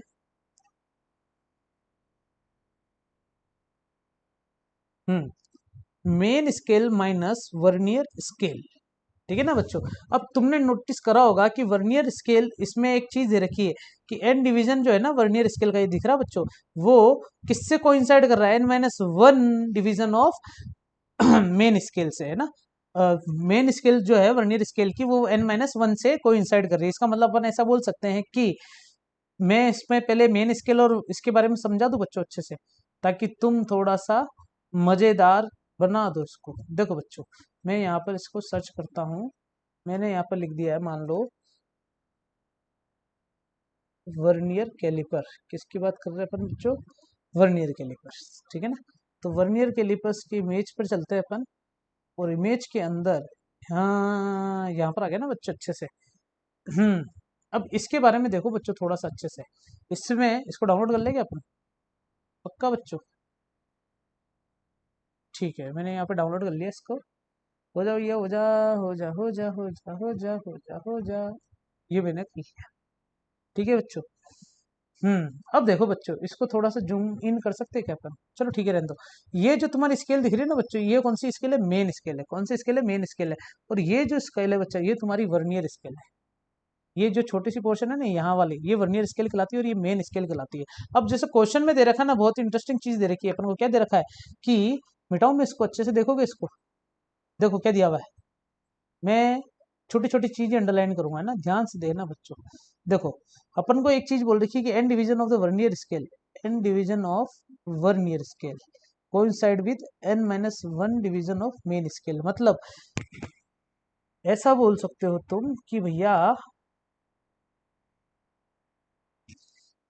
एक मेन स्केल जो है ना, sorry, n minus one main scale जो है वो वर्नियर स्केल के कितने से कोइंसाइड कर रही है, एन से। तो बताओ बच्चों, छोटी सी बात मुझे कि मेन स्केल की वैल्यू, सॉरी, वर्नियर स्केल की वैल्यू कितनी हो जाएगी, n minus one upon n into main scale हो जाएगी कि नहीं आ जाएगी। और मेन स्केल अपन को साफ साफ दे रखी है बच्चों, कितनी है, एन डिवीजन है मेन स्केल के अंदर। ठीक है ना, चलो स्टार्ट करते हैं। स्टार्ट तो कर चुके हैं, चलो स्टार्ट, लिस्ट काउंट निकालते हैं। लिस्ट काउंट मतलब main scale minus vernier scale, कितना दिया हुआ बच्चों, ये रहा। वैल्यू रख दो ये पूरी, n minus one upon n into में मेन स्केल। इसको मैं इधर लेके आऊंगा बच्चों, न्यू पेज पे ना। तो main scale, main vernier scale में से n minus one upon n के अंदर से क्या माइनस कर देंगे, मेन स्केल, है ना।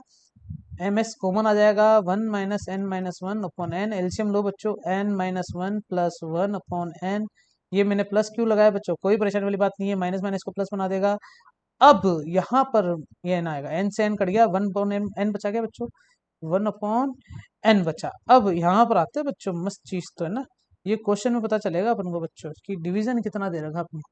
अपना जो आंसर आना चाहिए वो क्या आना चाहिए बच्चों, the least count of the vernier callipers scale is, यहाँ पर अपन को ऐसा बोल रखा है कि द मेन स्केल डिवीजन जो दे रखा है वो एन डिवीजन है, एन डिवीजन है यहाँ पर भी, और वहां पर भी कितना है बच्चों, डिवीजन पर सेंटीमीटर, है ना।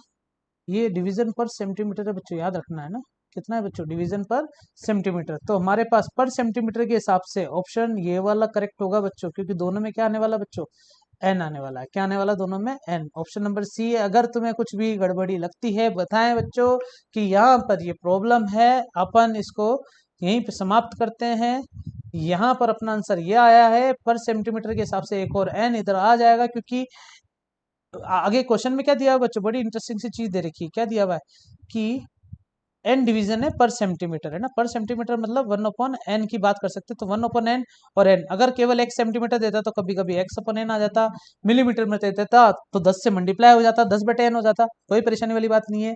इस तरीके से अपन इसको कंप्लीट कर सकते हैं। ये हमारा ऑप्शन कंप्लीट हुआ। आई होप कि तुमने एंजॉय किया होगा बच्चों, अपन ने पूरा पेपर ही भर दिया अच्छे से।